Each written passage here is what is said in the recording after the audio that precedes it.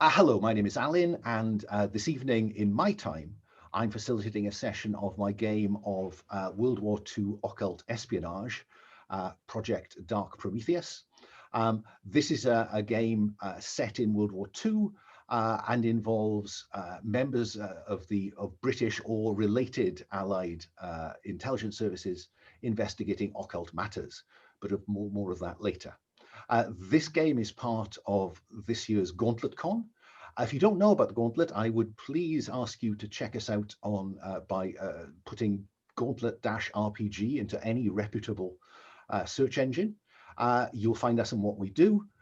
We are an online role-playing club, I guess, covering every time zone under the sun. Certainly, we have quite a broad range of time zones around the table this evening. The Gauntlet also has a range of podcasts. It has a approximately bi-monthly zine codex. And if you wanted to really support us, then there is a Patreon that would get you access to some of that. And perhaps even more important than access to a bi-monthly copy of codex, you would get priority access to play with us. But GauntletCon, along with our seasonal Gauntlet open gaming weekends, these are genuinely designed to encourage people who don't normally play with the Gauntlet to come and play with us and maybe decide to join us. Because we are very keen to encourage, particularly in the current circumstances, more people to play role-playing games online, and those people who found that their role-playing has been disrupted by the last 9 months of events, to perhaps take a step into online gaming. And we think this is a great place to play games. Mostly, I'd have to say, we're at the indie story game end of the spectrum, but somebody's playing Star Trek Adventures at the minute, so in a series on the Gauntlet. So we have a big range. So that's the Gauntlet, and that's what we're about. One of the things we like to think on the Gauntlet is that we have a very strong and respectful table culture. And so I will just direct the players to the tabs in the character keeper that are labeled cats and lines and veils. So cats is the way that we describe a game. So I will just make sure that everybody knows that they've signed up to a game called Projekt Dark Prometheus. And this is inspired by settings and rule sets such as Achtung Cthulhu and World War Cthulhu, and is built around the core mechanics in Graham Walmsley's Cthulhu Dark rule set. Players take the role of Allied agents confronting the supernatural, occult, and mythos threat posed by the Nazi regime and its allies. Now, in terms of how this is set up, if you will, we imagine an entirely imaginary secret intelligence service aimed at the occult. This is His Majesty's Pursuivants. They were granted a charter by Elizabeth I and have been protecting the realm from the occult ever since. And so all of the characters will have some connection to the Pursuivants and will have been sent on this mission by the head of the Pursuivants, Black Dragon Pursuivant, a mysterious individual about which little is known. The aim of this game, well, we're setting it, it's called Moscow 1942. It's December. The Nazi invasion of the Soviet Union has ground to a halt in the face of the Russian winter. And despite its reticence, the Soviet intelligence service and secret police, the NKVD, have shared some disturbing reports from Soviet units fighting in the besieged Stalingrad, and indeed in other areas of the Eastern Front. Frontline units in house-to-house fighting and in confrontations with the German army have reported casualties where soldiers have been literally torn to pieces in ways that artillery fire cannot explain. And as the aforementioned Black Dragon Pursuivant has gained permission to send a group of advisors to Moscow to support the NKVD. And the characters this evening will be those advisors, that set of British or related agents going to Moscow, ostensibly to help a new ally, but I'm sure also to find out exactly what the Soviets are doing in this field of occult research. Now, this is a game about Nazis, Cthulhu, the occult, the supernatural. It is intended to be rich in darkness, foreboding, and horror, potentially including body horror. Quite how dark and disturbing will depend on how the players approach the game, but humor, if it arises, is likely to be of the gallows variety. The longer-term fate of the characters is pretty bleak, and in fact, even the mechanisms in the game that allow them to vent some of the stress that they will encounter provides only transitory and often costly respite. And indeed, sometimes that cost will need to be borne by other members of the team. And so, we will be careful about making sure that we don't infringe on player agency by applying that mechanic. Subject matter, look, this is a game about World War II and a Nazi regime that we know was horrific. I guess that it is not my intention in any way to trivialize those real and terrible events. And so I hope that tonight we will play with respect for the history. And in fact, when I get onto safety tools, I'll have something specific to say about that. We will be playing with safety tools. The Gauntlet has a range of recommended safety tools. The ones I prefer that we'll be playing with tonight are the X card. And the X card, and I'll just say to the players, because I'm not very good at monitoring the chat, the easiest way to play the X card is simply to make the X. If you're uncomfortable about doing that, put it in the chat. And if I don't notice it, could I ask one of the other players who does notice it to draw my attention to it? It's not because I'm ignoring it, it's just that I tend not to be able to watch you and read the chat. The X card is there to kind of just bring the narrative to a stop. And I won't ask you why you've played the X card. I might ask you how far back in the fiction you want me to go, so I can hopefully play forward and avoid the material that you found disturbing. And let me stress, the X card is not there for the most extreme and emergencies. I've had people play the X card in games of mine where I've named an NPC who wasn't very pleasant, and it turns out to be someone that they're very fond of in real life, and they just would prefer that I didn't name this horrible character after their great aunt Agatha. So that is X cardable. So please don't think the X card is there for really big things. It can be there for quite small things. We'll also be playing with lines and veils. Lines are those things which simply won't appear in the narrative. And if any of us feel that somebody is sailing close to that line, please use the X card just to stop and just check where we're going. My starting X cards, my starting lines, I beg your pardon, are graphic depiction of Nazi atrocities, or indeed any atrocities. I see no reason. We all know what they were, and I think they are better used as background for this game than being invoked on screen. Racism is also lined, sexual violence and violence against children. And I would now ask the players just to check out the Lines and Veils tab. And as I'm finishing this introduction, please add any other lines. I would remind them that some of the ways you can relieve stress might be quite challenging in terms of the narrative. So bear in mind that if we line out things like character on character aggression or challenge, that might make it difficult to blow off steam sometimes. That's not a reason not to do it. I just want to make sure we're doing it in an informed way. Likewise, there are rules in the game about abusing alcohol or drugs to gain relief from the horror. So bear that in mind. That's not saying you cannot line those, but if you do line them, we will lose some of those bits of the mechanic. We're also playing with veils. Those are things that can occur in the narrative, but we will just draw a discrete curtain across the front of them rather than display them in all their glory. Because I'm old and British, I always start with consensual sex as a veil. We will fade to black on those circumstances, and torture. And again, I'd say to the players, please feel free to add anything else to your lines and veils.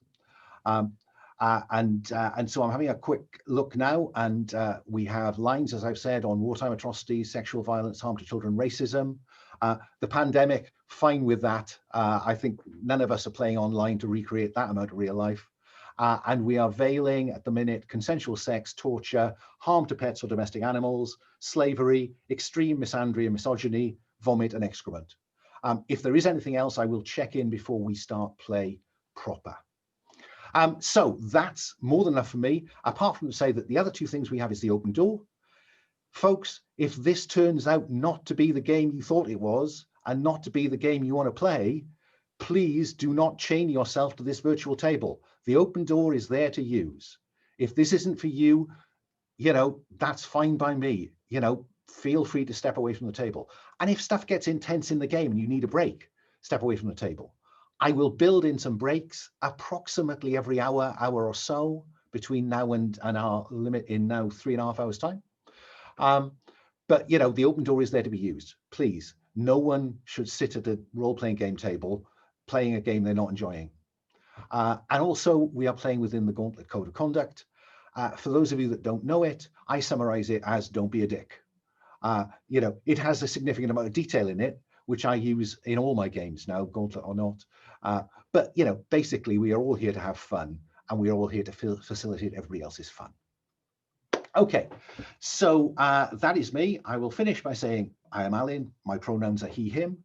Can I, in, shall we say, order of character keeper, left to right, can I ask players to introduce yourself, tell us anything you want to about yourself or not, as the case may be, and please tell us your pronouns. So, Jim, can I start with you? Gladly. My name is Jim Mangiamelli, he, him pronouns. I've been enjoying tabletop gaming for probably close to 30 years. I've been enjoying Gauntlet RPG gaming for probably close to 2/3 of a day. My first time playing Gauntlet was yesterday. I actually haven't been doing much online tabletop RPGs much for the most part, but what with the pandemic and the fact that summer is ending, I'm like, I think instead of sitting around and wishing I could go out and see friends or standing around and wishing I could enjoy the weather, why don't I do something that's a lot of fun instead of that? That sort of seems like it's something a smart person would do. So I've decided to live just for this weekend like I'm in my 20s again, and I've signed up for 9 tabletop RPGs over the course of over the course of the weekend. But no, I'm very excited. I'm very pleased at how hospitable everyone's been, given that I'm new to Gauntlet, online tabletop RPGs, Zoom, frankly, since I didn't use before the pandemic, and Discord. So I'm looking forward to a great time. Looking forward to gaming with everyone. Thank you very much. Thank you, Jim. Yeah, well, that's that 9. That is some kind of load. You respect, my friend, respect. Moving along, Mario, say hello. Tell us anything you like about yourself. Hi, I'm Mario. My pronouns are he, him. I usually play in German with the 3W6 community, and on their convention a few weeks ago, I played 7 games in one weekend, but 9 games is a lot. Have fun. I'm excited to play Projekt Dark Prometheus. I have some books of the Achtung Cthulhu line standing around, but I'm not that big of a fan of the original Call of Cthulhu rule set and Savage Worlds and so on. So I like to try something new. I'm a big fan of Blades in the Dark, and so Cthulhu Dark and Trophy and all of that is, yeah. I think that's going to be cool. That's great. I have to say that's why I wrote the rules, because I love the setting, but I don't particularly like the rules either. Though, go out and buy them, folks. They're nice people at Modiphius. Okay, moving along. Stephen, say hello. Hi, my name's Stephen. I use the pronouns he, him. I've been playing with the Gauntlet for a while. All sorts of different games. And, I was attracted to this game. To be honest, I like pulpy kind of games, and I wanted to see what this was like. Well, plenty of scope for feedback at the end, Stephen. And finally, Brandon, say hello.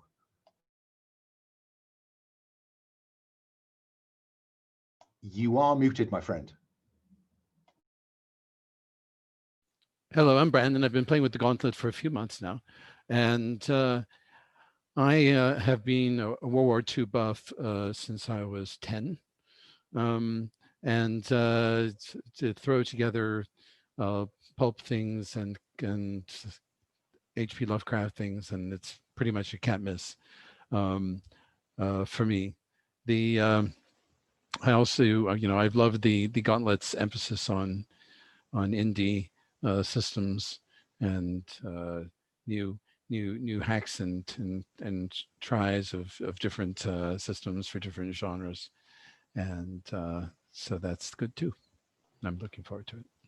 Brandon is in my current series of Impulse Drive where we're playing in the Expanse universe. Right, so that's the players. Let's now talk about the characters. Again, I think I'll go back around in the same direction, please. So Jim, can I start with you? Tell us a little something about Jacob Drexler.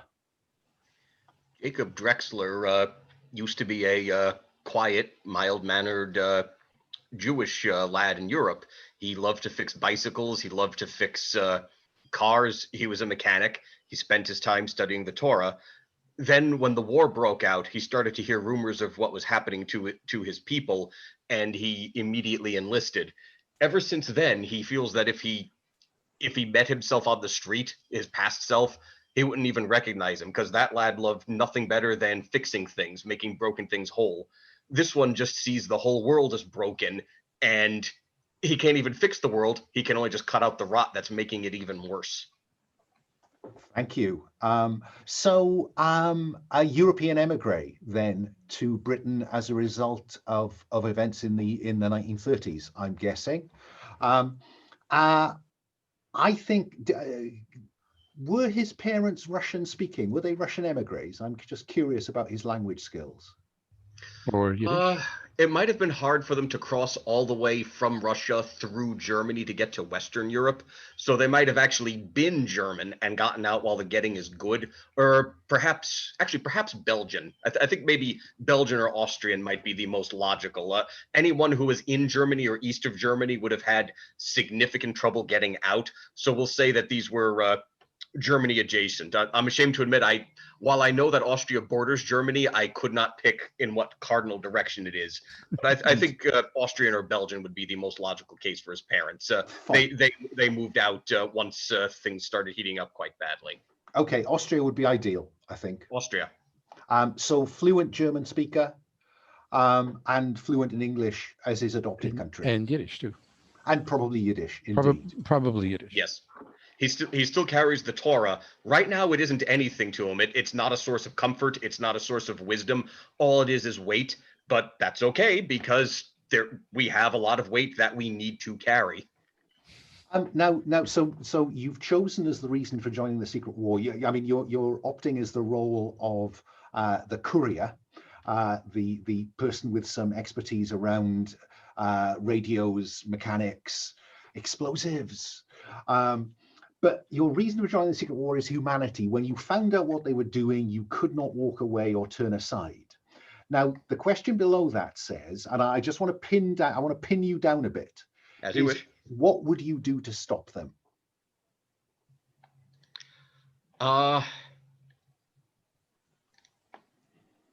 Anything. Anything. If I came across I don't know about anything, but pretty close. The only things I wouldn't give up are my Torah. That still belongs to me, even if it doesn't help me. My allegiance, that belongs to my people, and my soul, that belongs to God. Okay. Anything else is fair game. Okay, so you would do pretty much anything. And when we get down to that fine line, I may ask you to be quite precise about that if the narrative takes in that direction. Okay. Oh yeah. Thank you for that. Just give us a brief description of this of Jacob. He's one of those people that war tends to produce, in that if you saw him on the street, you could pin his age down fairly easily. But now that you've seen him in the trenches, now that you've seen him fighting, he could be, if he told you he was 26, you wouldn't be surprised. If he told you he was 43, you wouldn't be surprised. He's war old or war aged, might be the best way to describe it. He has short dark hair. He does sometimes wear a yarmulke, but he also finds the need to remove it as per combat regulations.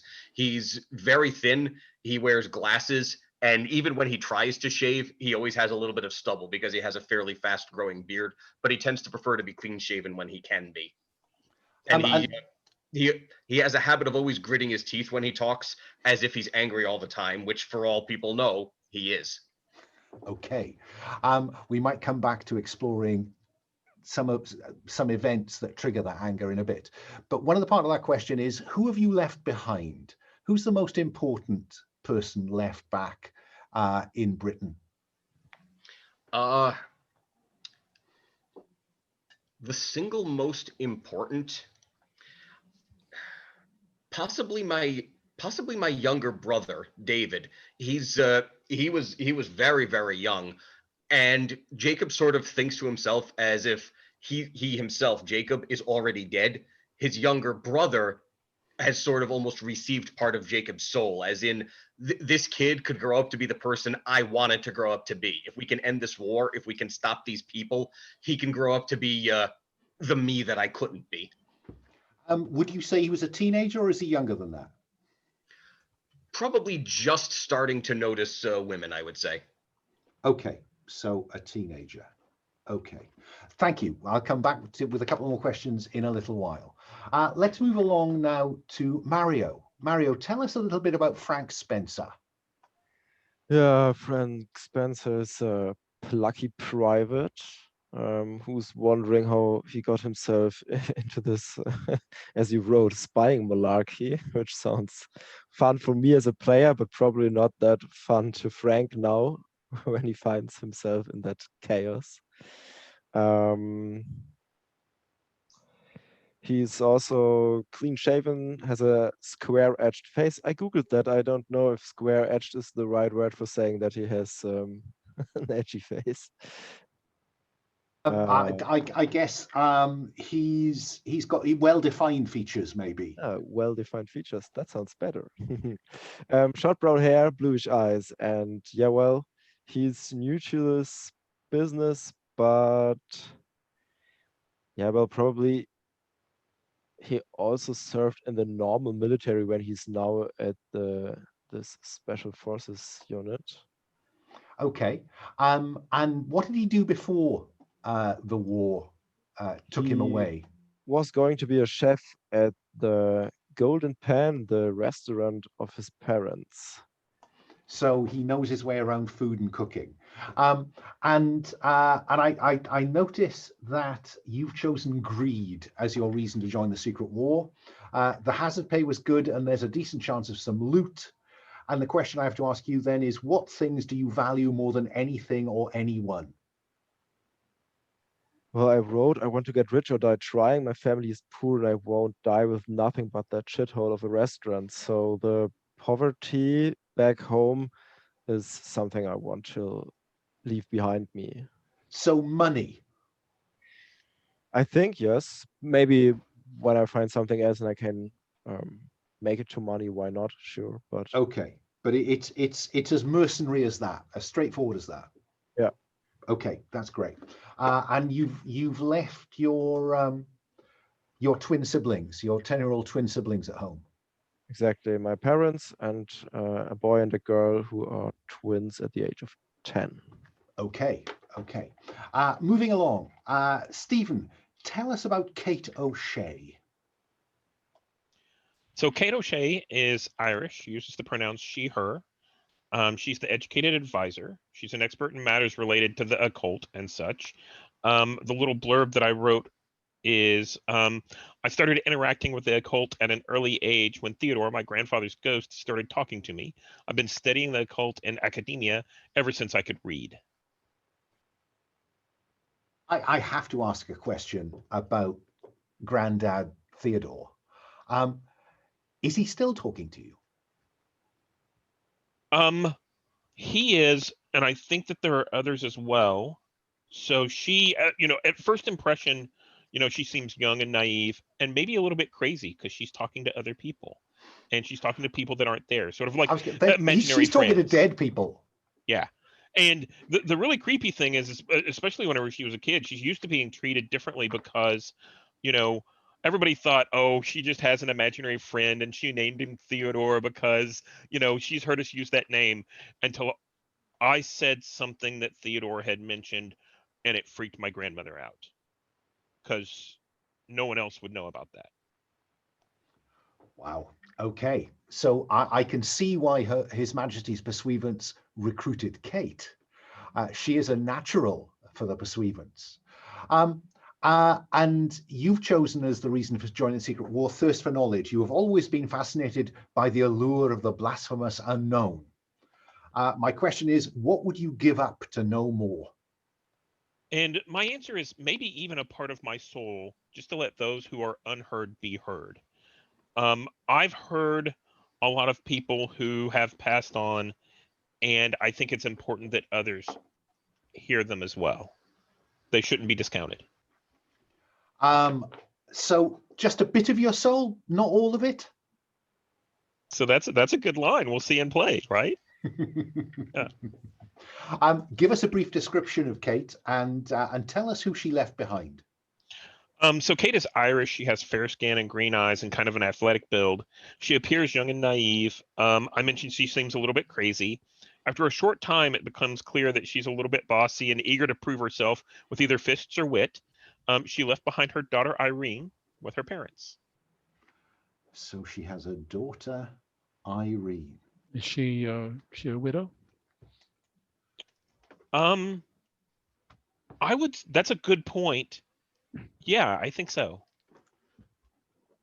Great. Well, not great, but she is now, right? Yes. Right. Killed in the war? Yes. Okay. Of a soldier. Okay. And just to step forward a little bit, I will figure out a name for him because it might come up, right? Well, okay. You know, given that ghosts tend to wander about in your wake, yeah, I wonder if he's talking to you. And I'm also curious whether ghosts talk to Irene. So that's a good question. I don't know yet. Okay. And I don't think she knows yet. And her husband hasn't talked to her. So yeah. Okay. Right. That's plenty to be going on with, I think. Let me now come to Brandon. Tell us about Gerald or Gerry Phipps. Gerry Phipps is a commando, and he wanted to be a soldier back when he was a little kid.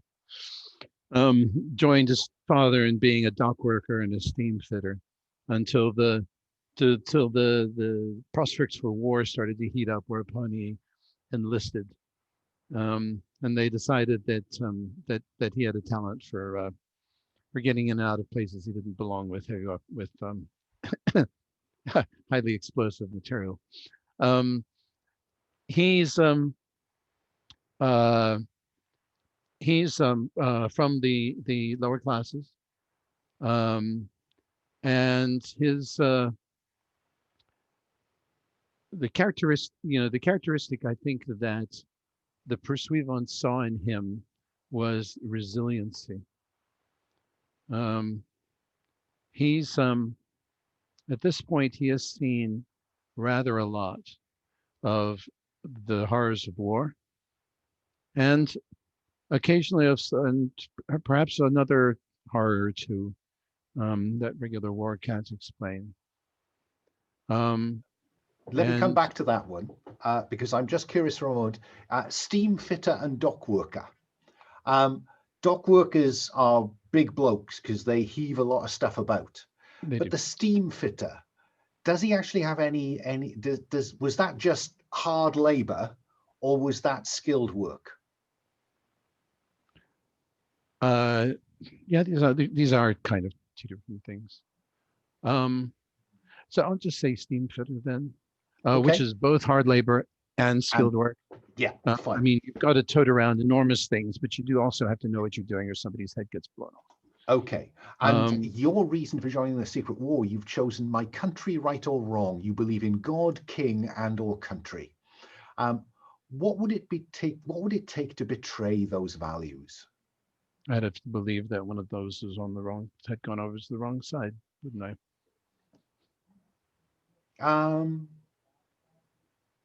No, I think that it's in the right place on the sheet, isn't it? Well, I'm sorry. I was just answering the question. Oh, sorry. I beg your pardon. Okay, so I said I'd have to believe that one of those had gone over to the wrong side, wouldn't I? I see. Sorry. So that God, King, or country had changed sides. Okay. Yes. Yeah. Sorry. I've caught up. Yeah. In other words, where they are now, we're fighting the good fight. If any of those went over to the bad side, well, I'd stay right where I was. Okay. And describe yourself briefly as others see you, and tell me who you left behind. He's late 20s, rising 30. Jocular, competent, polite, professional soldier. He jokes a lot, but can get very serious when seriousness is required. And he has a measure of hardness and sadness somewhere inside that people who are sensitive to that sort of thing can see. Although he will make light of it, if should anyone point that out. And he's left behind. Well, at this point, he's essentially left behind everyone. Essentially, as his parents, and his girl, Elizabeth. Especially since joining the Poursuivants, where he's, as he said, where he's had to become invisible. Not even communications with the folks back home, and so the government has no position on whether he's actually alive or dead, and that's a little difficult. He's just overseas. That's right. Okay. Now overseas, and for some reason, can't get or receive letters. Now, there are a couple more questions I want to ask you later on about how you relate to members of the team. Sorry, I'm just checking out this setting question. Given that we're all is it recent autism for skeptics? Gosh, no, I don't think it is. The Pursuivants recruit people with talent. Some people know they've been recruited to the Pursuivants. Some people think they're just working for the Secret Intelligence Service. So no, I think whether you are skeptics or not is entirely up to you. Likewise, whether that Talmud begins to mean something to Jacob as things proceed is an open question. I will ask you some questions about how you relate to one another once we've had a couple of scenes and you get a sense of the characters in play. The only other thing I want to talk about is a rules thing, really, and it's about your loading equipment. Because you are in Moscow, ostensibly as guests of the Soviet Union, all of you are currently lightly loaded, in the sense that you are not carrying very much. You're not equipped for bear. And so could each of you just mark off light load, just for memory's sake? You are not required to tell me what you are carrying until it becomes important. This is a straight lift from Blades in the Dark. The thing is about light loaded stuff, you can only carry relatively small items. Those are the things with a single square next to them in the equipment list below. Yeah, so if you're light loaded, you cannot be carrying a large Bren gun about, not unreasonably. The Soviets simply would not approve. So you're light loaded, you don't need to tell me what, but you all have false papers, a knapsack, bag, something else convenient, and a C capsule, a cyanide capsule, if things push comes to shove, which is hidden about your persons, unless you tell me you don't. And for the sake of argument, I'm going to assume that whatever names you are using are the names on your papers. They may or may not be your actual birth names. And as I say, it's December 1942, and I'm inclined to start us in media res and then work backwards in terms of what you might know. So let me go back around the table and say, we open on a Moscow that has, over the last year, come close to being taken by the Germans. Many arms of government moved east when the Germans got within about 40 or 50 miles of Moscow last December. But it is the anniversary of when the offensive that drove the Germans back from Moscow started. So there is some celebration on the streets of Moscow. You have been in Moscow some days. You have been operating out of the British Embassy without really getting much cooperation from the Soviets yet. But I am curious. Let's start with Jacob. It's a dark, shadowy street. The street lights are off. They haven't been on for a year. We can hear in the background some signs of crowds on the streets celebrating the anniversary of the offensive. Some light snow comes across the camera. Jacob, who are you running away from?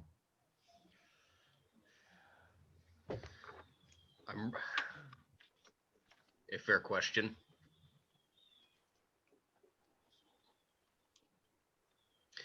I'm running away from a couple of drunken celebrants. They were really drunk. I could have possibly beaten them in a fist fight, but I didn't want to because it is their day. They took exception to the fact that I wasn't happy and wasn't drinking. It all started going downhill when I pointed out that I was celebrating the fact that things are almost only as bad as they were a year ago. They're trying to celebrate the fact that things are only slightly worse than they were a year ago. They didn't appreciate that. They made that clear to me with words. I decided to get running before they made it clear with fists, because as I run, I realize those Russians are right. I am a bastard. I do deserve this beat. You bastard. Let me ask Frank. Frank, why didn't you stay and take on the drunken Russians? Why did you run with Jacob? They probably didn't realize, but I pickpocket some stuff out of their pockets. So I have another reason to run. That's great, because we can now illustrate the mechanics in a relatively low stress kind of way. Frank, you have expertise in larceny, so this is entirely something you could have done. So you are going to be rolling the white dice and the orange dice, but I will ask you whether you want to increase your chances of having got away scot-free by including the stress dice. First roll of the evening, already a stress dice. No, I take my chances with two of these. So the way that Roll for Your Party works is if you click on the dice you're interested in, oh, no, don't delete it. No, I didn't delete it. I just pulled it. Oh no, right. If Okay, you can leave them where they were, makes sense. I just got because it. you're all using the letters are staying where they were, so I just marked them, and if you click on the white dice and then click on the orange dice, they should get surrounded by a red surround. Yeah. 2 and 1, so it's a 2. Okay, so now let us take a look at the basic moves. The basic moves are very straightforward. There's investigate, confront the mythos and its minions, harness the power of the mythos, Kate, and do something else. This is distinctly do something else. So you fail or succeed at a cost or after a hard choice the GM will describe. I think that actually the reason they're chasing you is because they know what you stole. What did you steal? What did you steal, Frank? A golden watch. Oh, you are good. You are good. And And this allows me to introduce another little bit of the rules, which is that there is a mission clock. Now, if you go to the very top left of the Character Keeper character tab, you will see there's a mission clock that is ranked suspicious, alarmed, arrest, and assault. I am going to mark half of the suspicious slots because you are foreigners in Soviet Moscow during the war. Because of that escapade, Frank, I'm going to mark another one of the suspicious. And this is the suspicions of anyone who could be working against you. And as the clock advances, they will get more aggressive in their attitudes towards you. So currently, people in Moscow are suspicious of you. The authorities are suspicious of you. But you got a gold watch. Kate, what do you say to Frank as you run alongside him, knowing that he stole the gold watch?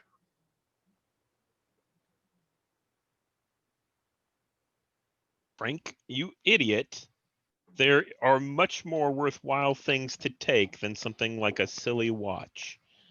It's not worth the hot water you've gotten us into. But it was so shiny. Next time, you should ask me, and I will help you figure out what to take that won't get us in so much trouble as we turn around a corner into an alleyway, trying to cut off our pursuit. Gerry, as you skid around this icy corner into this alleyway with the others, with the sound of these burly Russians coming up the street behind you, what do you do?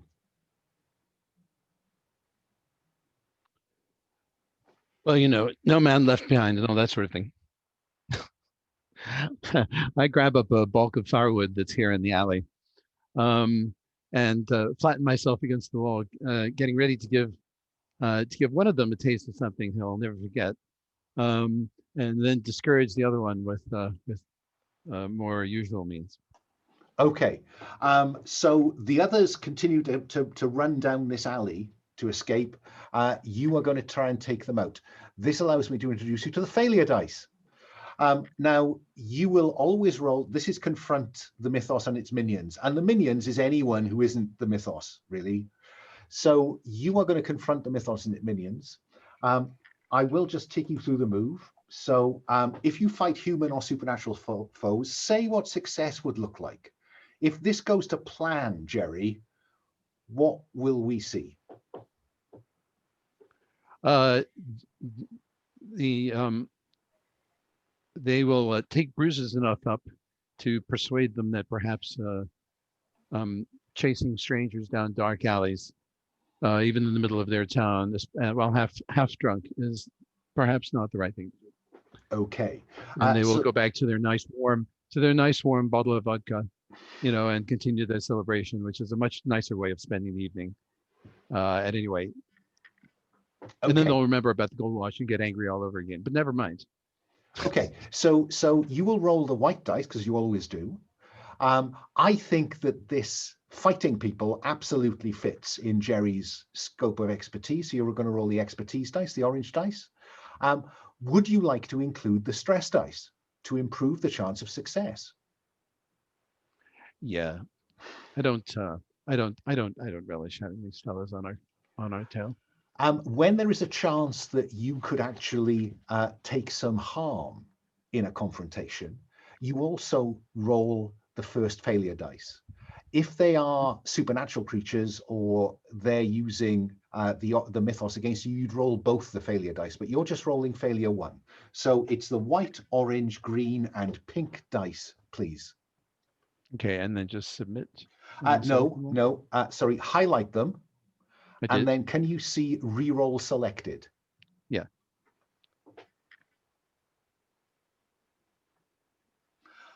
Okay.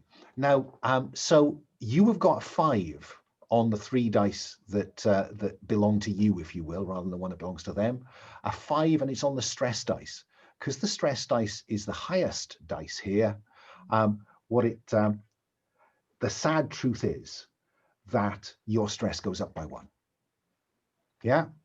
So your stress goes up by 1. And what it says in the move is, if a failure dice rolls equal to or greater than your highest roll, then roll 1d6 for consequences. So now would you re-roll the white dice? And you would want this to be high.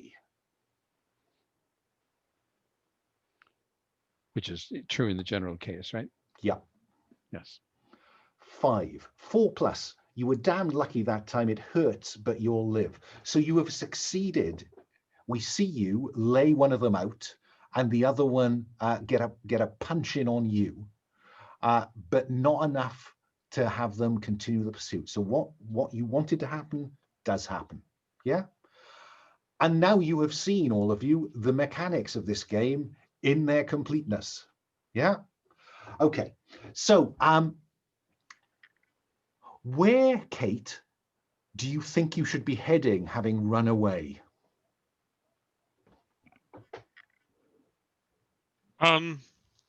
We should make sure that they don't track us back to the embassy. So I think we have a safe house that we should go to first. Unfortunately, it's probably not the safest place at the moment because the other people in the safe house are probably out along with the rest of the celebration. But we can probably slip into that safe house and let everything kind of calm down before we head back to the embassy. Okay. Now, that's Kate's advice. This sounds like a kind of spying tradecrafty thing to get somewhere without being followed. So who is best placed to actually get you there without being spotted? Who has tradecraft?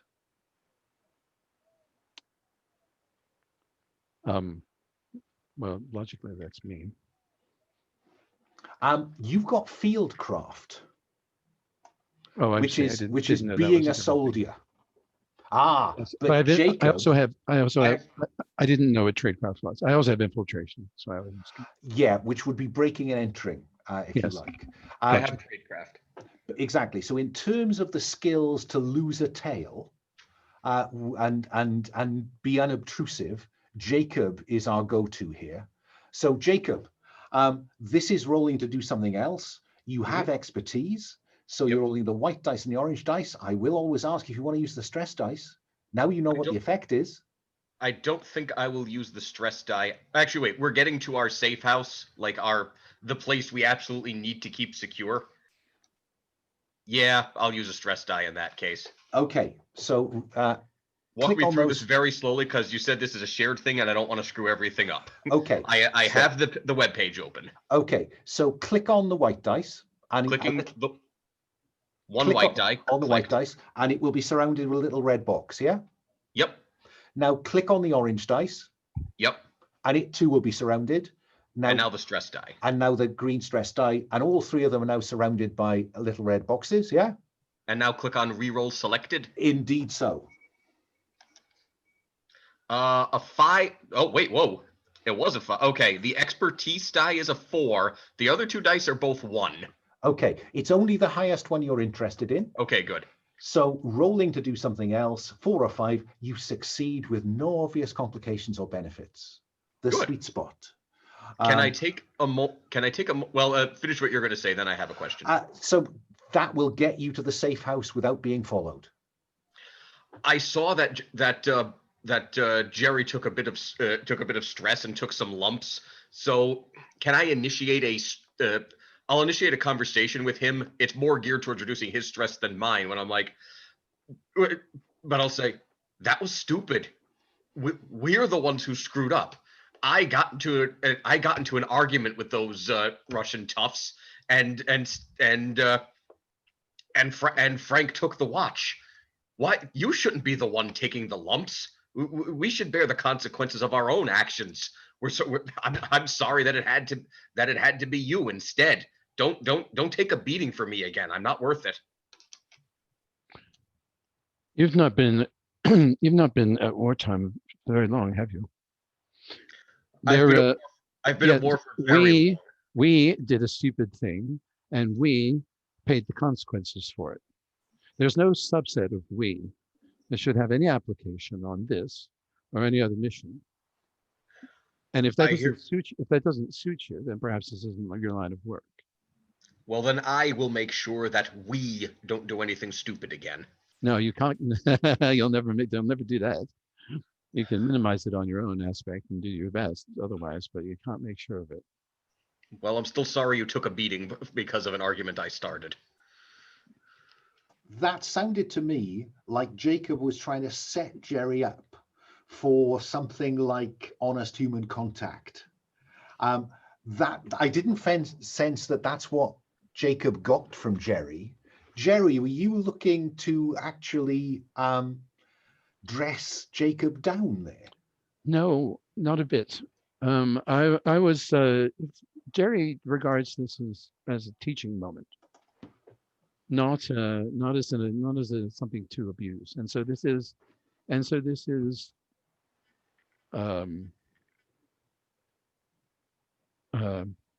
this isn't shaming someone. Okay, are you looking to trigger?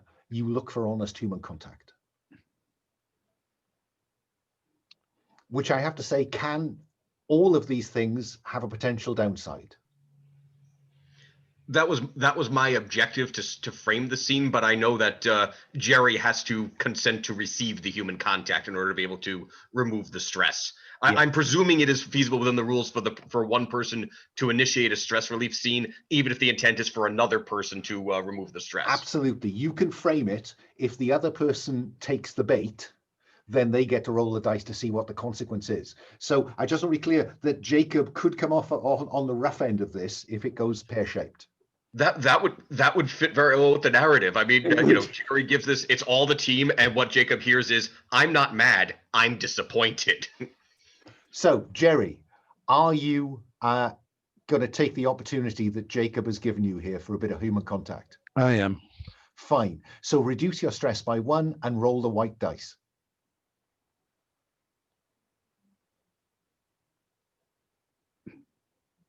Four looks good. Okay, 4+.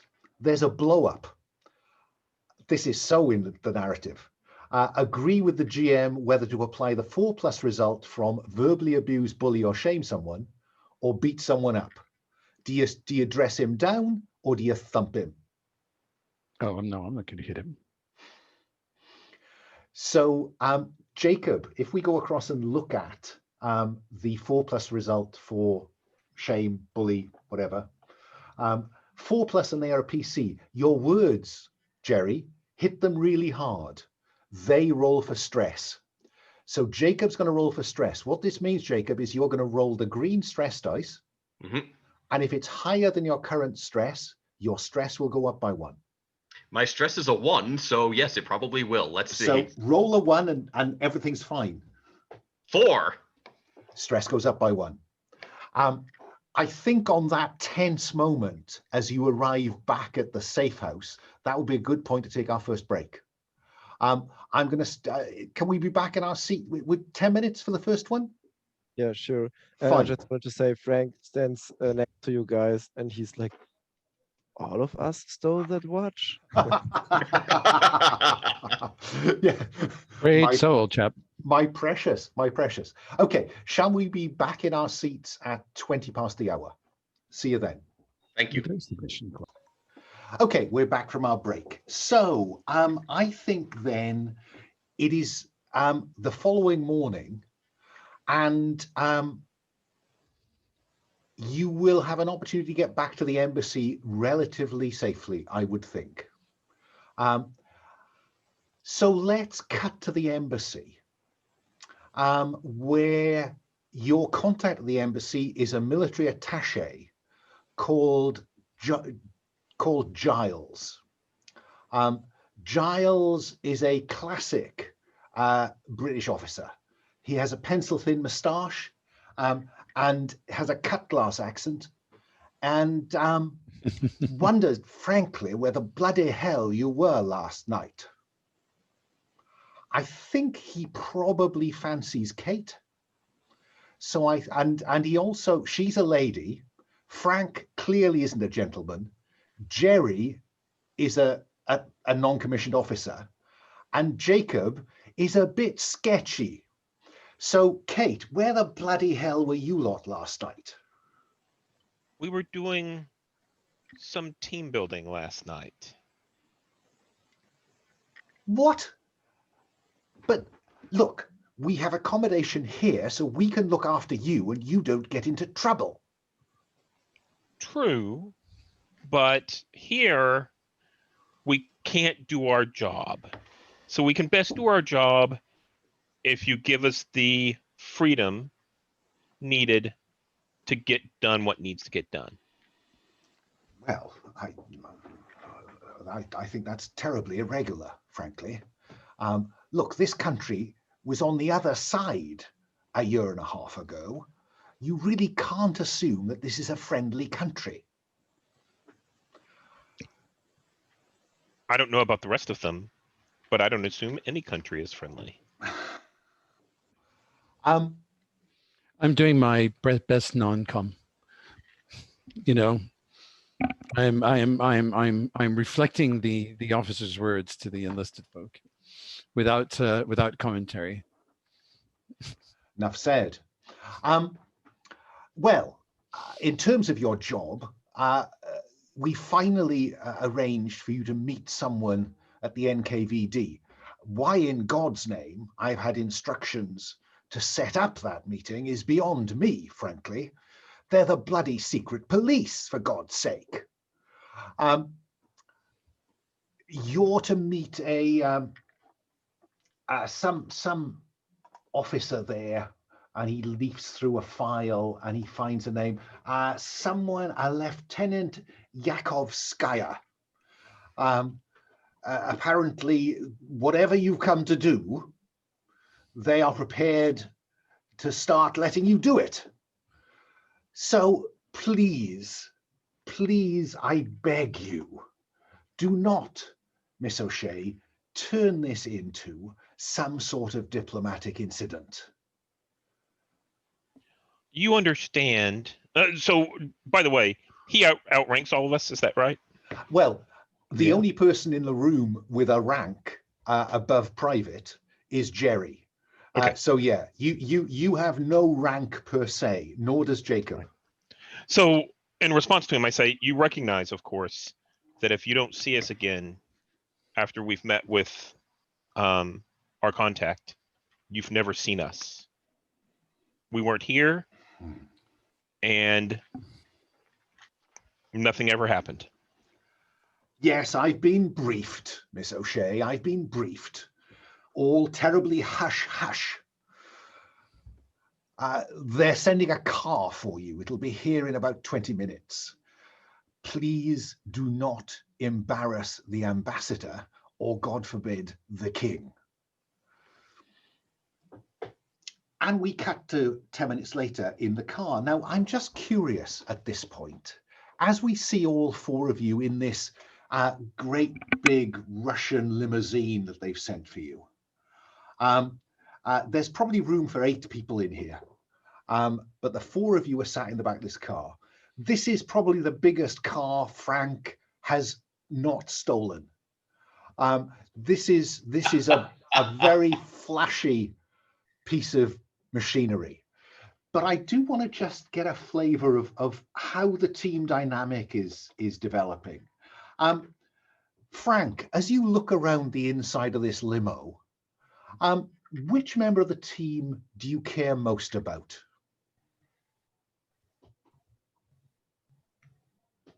First, I was thinking about Frank sitting in there, stuffing his mouth. He was grabbing something to eat from the embassy while the others were talking. He just grabbed some stuff, and so now he's eating and looking around. Who's most important to him? There's a right answer and a wrong answer.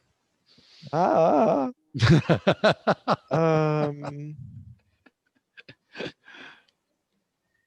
I don't know. Okay, no, if it's, I'm offering you the chance. I'm not putting any pressure on you. Yeah. I'm just thinking about what happened yesterday. So I think. So I can. No, hang on, Brandon. Okay. Let Mario have his piece. Right. Yeah, I just think Kate offered me to help me with my stealing endeavors. So maybe right now I'm fond of her and thinking about another situation where she might help me get something for myself, maybe for us as a team, and she's looking out for me. That's what I took away from that situation yesterday. And I think probably on screen we see that slightly warm look from Frank to Kate. Kate, why do you think he likes you? Probably for the same reason most other young men like me, because they think they can get something from me.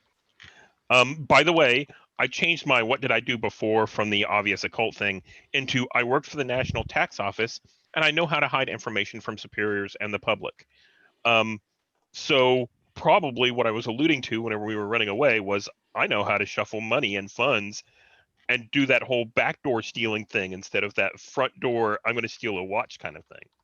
And you might have gotten a clue about that from, just being around. I would like to keep the ghosts, if I may. Oh, yeah. I put that down at the bottom. Yes. Oh, so you did. Okay. Literally, I've just put in the keeper the kind of very sketchy outline that I'm looking for here, just as an aid memoir. So moving along, Kate, is this, and this is care most, not care more than anything in the world, care most. Who do you care most about, Kate? So I probably care most about Jacob. He seems to be the one who is here for reasons of feeling. He has passion behind what he wants to do. It's not the others are, greed and service. He kind of wants, to a certain extent, he wants justice. So. And so we probably see that kind of warm look across the limo to Jacob. I think there's actually a pat on the shoulder. So it's as obvious as that. And maybe you saw you walk out together. But Jacob, why do you? She hasn't expressed this to you. So why do you think that she cares about you? In his mind, it's either pity, which he despises, or sympathy, which he appreciates. He's not sure which, but he hasn't seen any reason to think less of Kate, so he's hoping it's just sympathy, other than, oh, you poor Jewish man. He's not used to thinking the best of people, so he kind of has to throw his mind in gear that way. But he appreciates the empathy. Great. Okay. I've put some words in there. Feel free to change them, Kate, to fit with what we've talked about. Gerry, who do you care most about at this point in the proceedings? An interesting question. If anyone, you do not have to answer it. Well, Gerry is very much of a team player. And especially thrown together with some people that he doesn't have personal experience with. It's a tricky question to answer. But I'm going to say that he cares the most about Frank. Because this is a fellow that needs to get a little sense knocked into his head. And then he'll be fine. And he's also in the chain of command. Yeah, and that may not mean very much to an irregular group like this, but it means something to Gerry. Frank, why Gerry seems to kind of take a slightly fatherly, non-commissioned officer view of you. What do you make of that?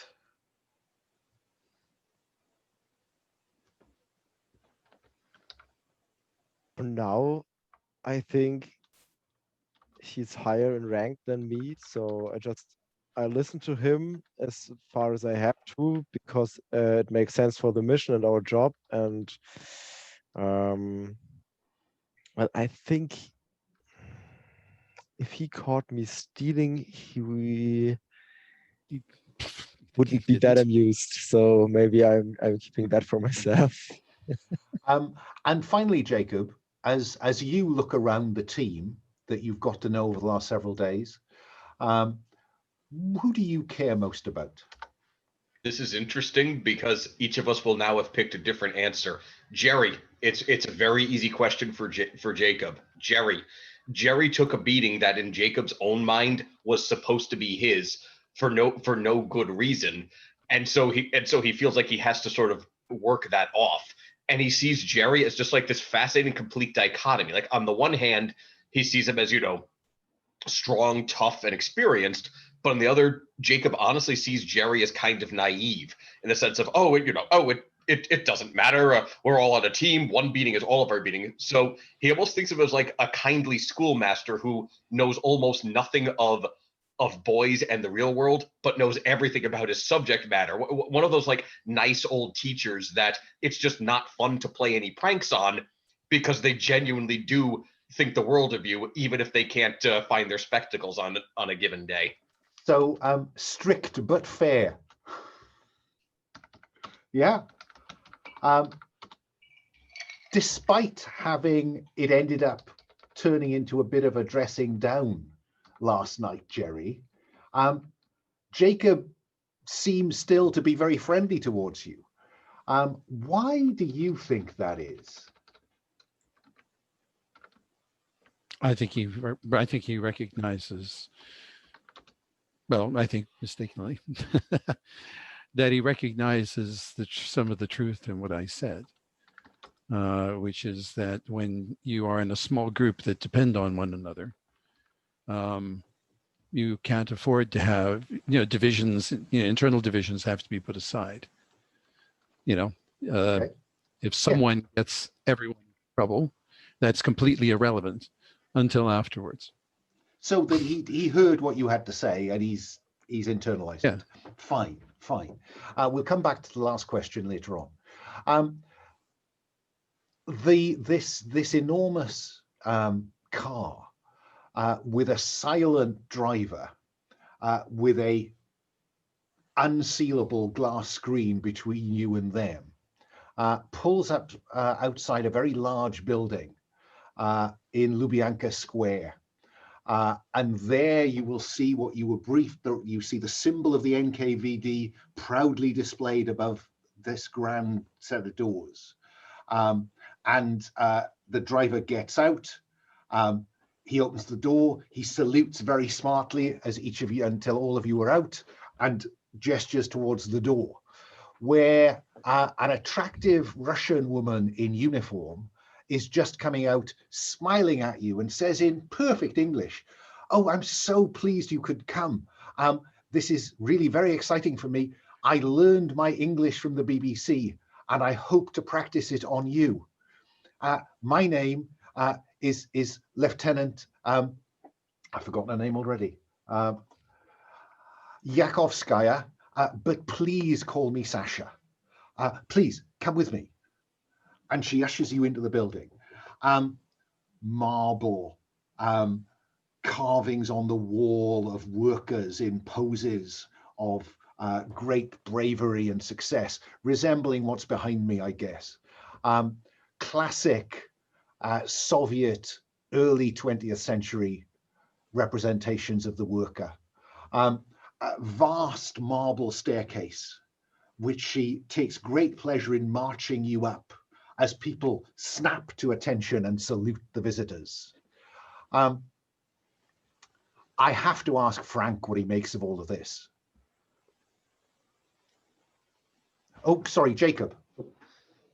I'm just going to do one quick thing. And I'm not going to make it obvious, but as we're walking, I'm going to occasionally try to glance at the people who are snapping to attention and saluting Sasha.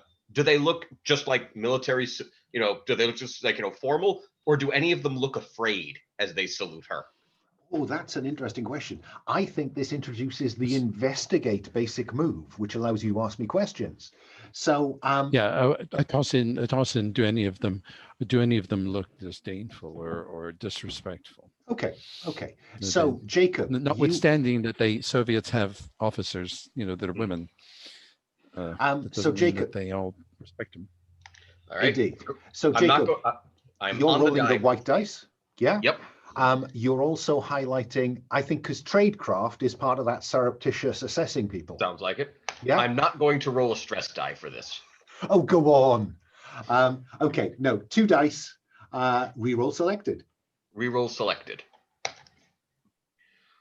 Expertise, highest result is a 4, the expertise die. Okay, which if we look at the investigate move, on 4 or 5, you get the bare minimum, and you can also ask the GM one question.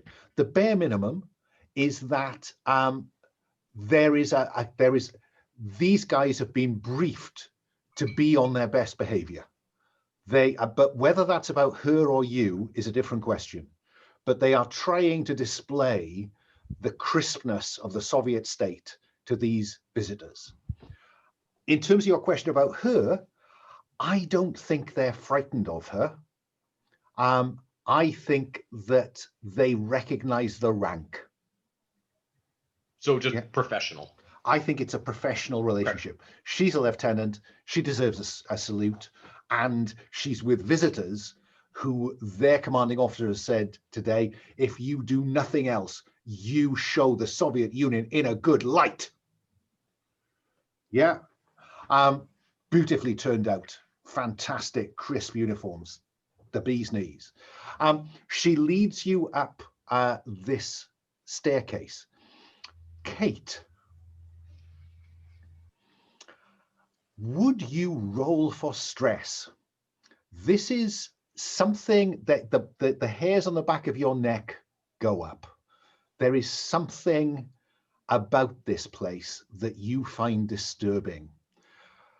The stress roll is you just roll the stress dice, the green stress dice, and we'll see what happens. Okay. Can I still answer your question from before? Oh yeah. There's a lot of stuff here I can't fit into my bags because my bags are so small and this stuff is a lot. And I think might be a nice place to live if I got it for my own. Just big eyes. Yeah. Kate, just stress I rolled went a up. 2. And your current stress is 1. Mm-hmm. Stress goes up. You can hear voices, Kate. Lots and lots of voices. Whispering. And they're unhappy with the soldiers here. They are unhappy with being here. They are unhappy, angry, frightened, some of them. So I think what everyone else sees is Kate starts to mutter to herself, almost as if she's trying to answer them and not answer them at the same time. You're on mute. Yeah. Sorry. I was going to ask you how this manifests. And can you put, now I notice all of you have kind of given me a default how your stress manifests. But I'd actually prefer you to tell me as your stress goes up how it manifests. So just write in that box what we see on screen, Kate, when this happens to you, and you start this kind of muttering under your breath. Are you trying to talk to them? I think I'm trying. This is my coping mechanism when there's so many voices. Is to a certain extent, it's trying to answer them and drown them out, sort of with my own voice. Okay. Gerry, Kate is muttering to herself. This is not behavior you've seen in her previously. What's your reaction?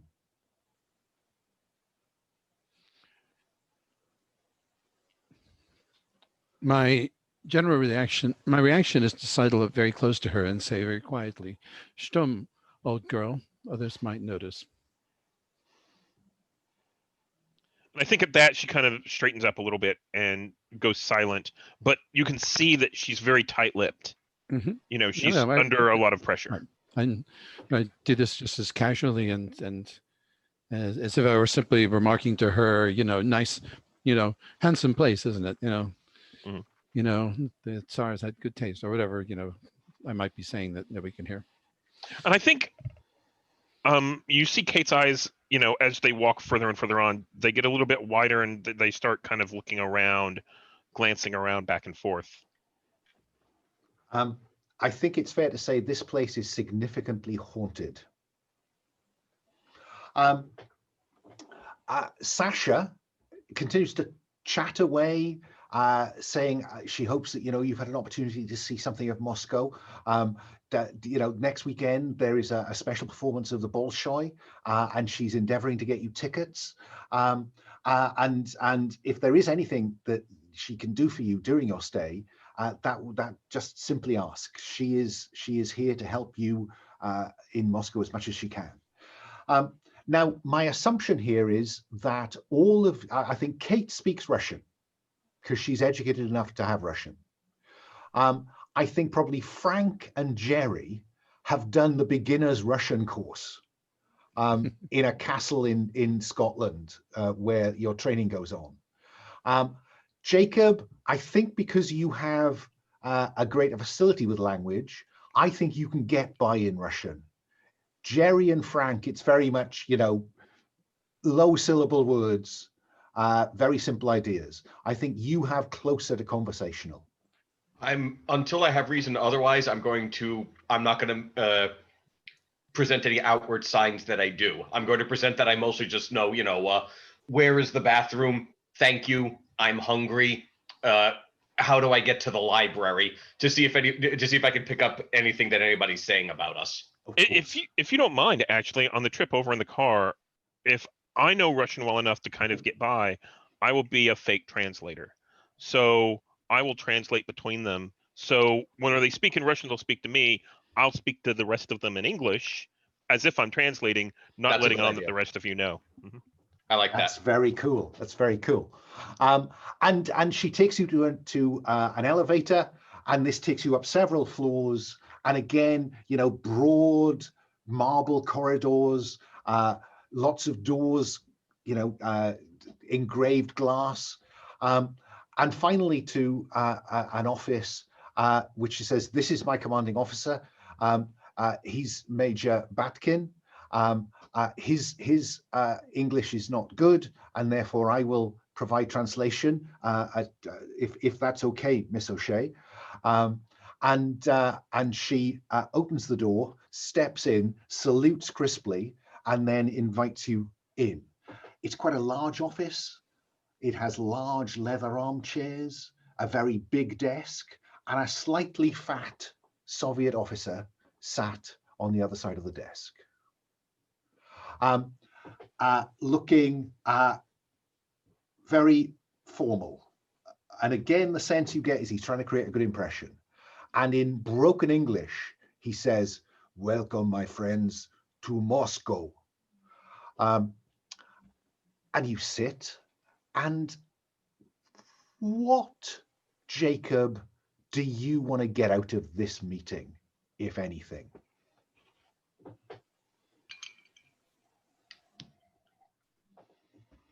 I want to get some idea of what this man's superiors have told him not to say. He's going to give us the bare minimum we need for our objective. I'm going to see if I can glean what it is he dances around. Whatever colonel he reports to told him, don't say anything about this. Just give them what they need to know. I'm going to try to figure out what this is. Okay. Kate, what do you want to get from this meeting? Oh, you are muted. I think I want to get access to. We've been sent here because there have been disturbing murders, and I think I want to get access to some witnesses. Okay. See what they've seen. Frank, what do you want to get out of this meeting? Apart from that very nice ashtray. I was going to ask if he has a golden watch or something hanging around. What do I want? Spencer, you need to learn the difference between looting and thievery.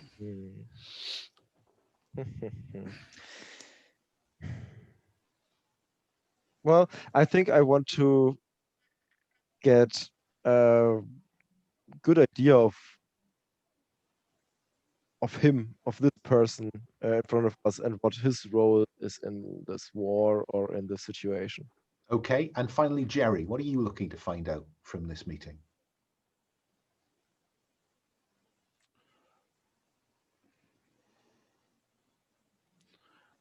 I want to know whether these people are going to throw us under the bus when things go bad, Okay. or whether they're going to try, or whether we can depend on them to do their best. Okay. I think that in terms of Kate, you want witnesses. Sasha explains that they can provide you with some photographic evidence and some transcripts, but clearly the witnesses are still in Stalingrad, so that's what they can give you. Gerry, I think that's a very interesting question and difficult for you to do, given that he's speaking Russian, she's translating into English. I think that this is investigate, but I'm struggling to see any expertise at play. You're working almost off body language. Yeah, I mean, right. The only thing I've got is sizing people up in the general case. I've been given a lot of orders. Yeah, I in think my life, and you do get something of a feel for who is. I think that's fair, because you are used to the military hierarchy. So I think this is with expertise, and of course you can always roll the stress dice. No, I'll just take it straight up. 5. Can't argue with that. That's not bad at all. So you get 4 or 5 basic information. This guy is officious and very keen to do what he's been told.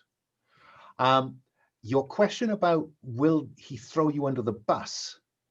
He would throw anyone under the bus to protect himself. Good Yeah? to know. Yeah. Frank, remind me of your I should have scribbled it down. I didn't. What I said? I said I want to know of his role in this war and what's his part in this. Okay, I think that is role to investigate. I think that if you could get him on his own and have a drink with him, your personal charm might apply.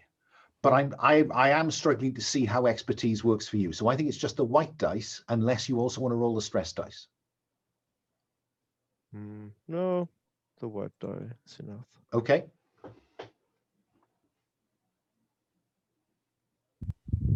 Four. Okay. So clearly he sits somewhere in the middle order in terms of the ranks. His body language is he's peculiarly deferential to the lieutenant, to Sasha. A couple of times you see him look at Sasha as if to say, am I saying the right thing? Yeah.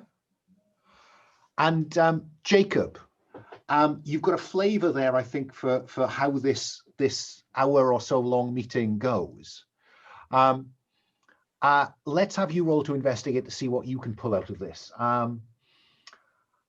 I'm struggling a bit to see how your expertise applies, I have to say, in this circumstance, unless, are you going to make Tradecraft. Tradecraft. Okay. Tradecraft. Yeah, fair point. So expertise. I'll skip the stress die, because at least in theory they are friendly. Or do you want me? Just let me stress here, right? The stress dice is there to increase your chance of success. The dice roll outcome will tell you if it turns out to be stressful. Don't feel you have to be in a stressful situation to include the dice. Gotcha. Yeah. But it's more save it for when it's important. But okay. Or should I make the roll after we hear the main contents of the briefing to see how much of the subtext I pick up? I'm happy to do that. And so after an hour or so of kind of dancing around the subject, he tells you that the lieutenant, Sasha, will take you to a place where you can examine the transcripts, which they have had translated into English, because they thought that would be helpful to you. And so she will lead you out and lead you to a large conference room where there are several seats and a kind of box, a file box of information. And out of this, she will give She will put it on the table, and it's almost like she's waiting to see who's first to go to it. So Kate will stand up and look for the original Russian documents and pass the English documents off to the rest of them as she kind of sees fit. Are there original Russian documents here? There are. Yeah. So I think that's what she's going to go for. We've translated them, Miss O'Shea. Oh, true. But this way we have more copies. Oh, I see. Yes. And there's a sense of well played, Miss O'Shea. And what you see here are some photographs of bodies that have literally been torn to shreds, but not. You've got some kind of medical reports saying, there was no sign of any bomb damage in the vicinity. There was no sign of, there were no records of artillery strikes. And this is both German and Soviet soldiers who've been found in this condition, though clearly the reports are much more thorough on the Soviet soldiers. But yeah, they look like they've been torn limb from limb.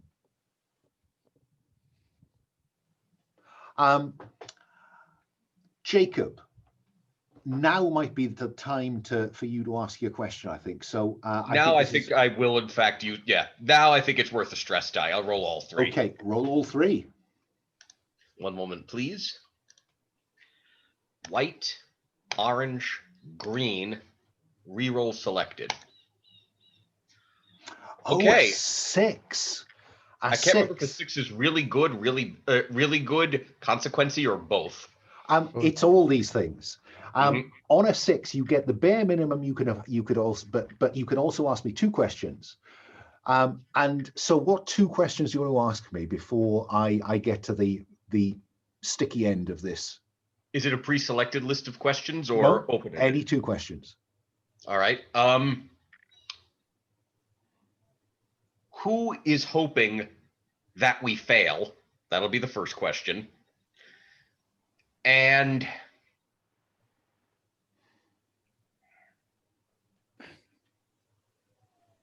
so, yeah, who's hoping that we fail? And remember, the initial question was, what aren't they telling us? I'm assuming that's free. Everything else you've learned is the basic information. But let me answer that question. There are a couple of documents that Kate just draws your attention to in the Russian versions, which have got they've had notes written on the side in Russian that someone has badly tried to rub out, and they kind of say this must remain entirely secret. This is a state secret. So it looks like the party apparatus doesn't want this to get out. Okay. Does that seem like a fair answer to your question? And therefore, who wants you to fail? I guess that the party might want you to fail. Does that seem fair for a first answer? Okay. Yes, it does. What's your second question?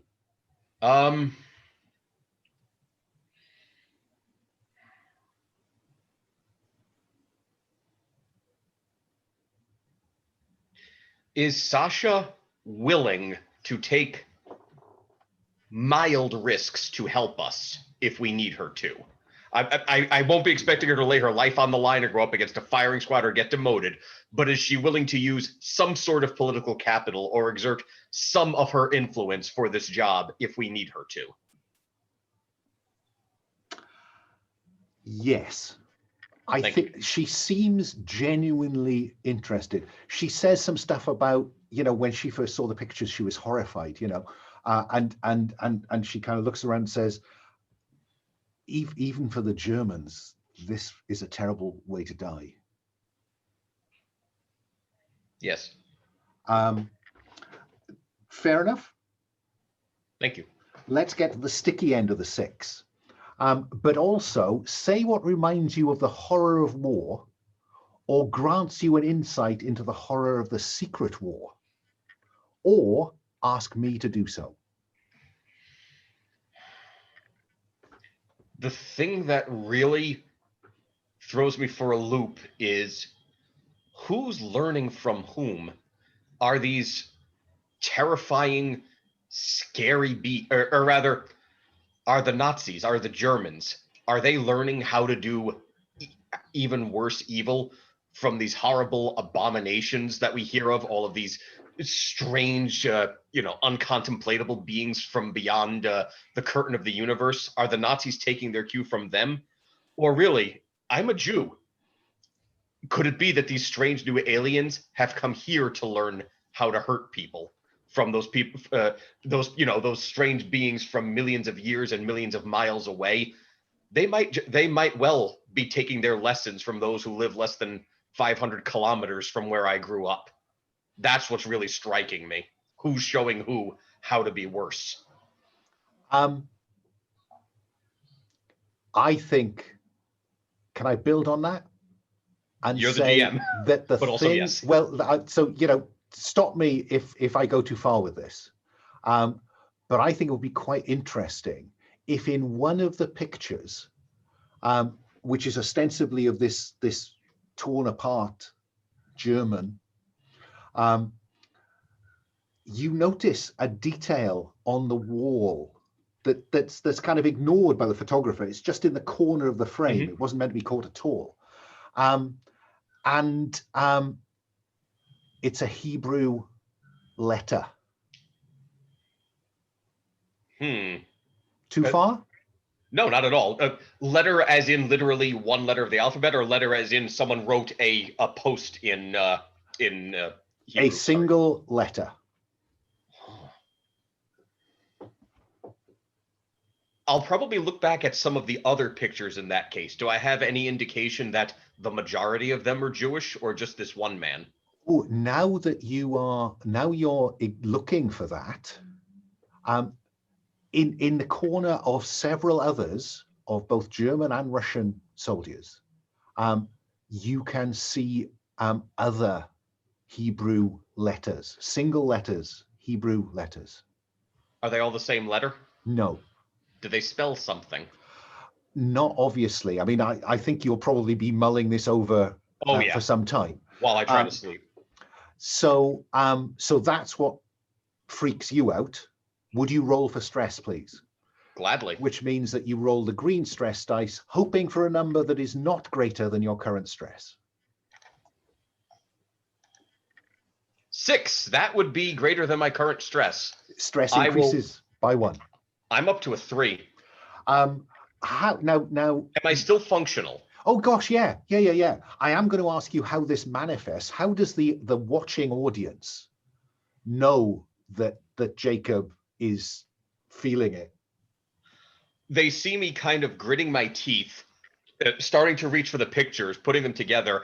Normally, I at least try to be polite, but I actually at one point almost grab a paper out of someone's, either Kate's or Gerry's hands, both of them I respect, and only maybe 10 seconds later do I toss a quick sorry. Gerry, what is your reaction to this quite frantic behavior on the part of Jacob, who so far has been pretty restrained, I think? I hand him the papers. I put an arm around him and say, "Let's just sit down over here, old boy, a little bit, and tell me, and you can tell me what you've spotted here that bothers you so much." Yes. We'll sit. We'll breathe. That's right. We're going to sit. Deep breath, and words of 2 syllables or less.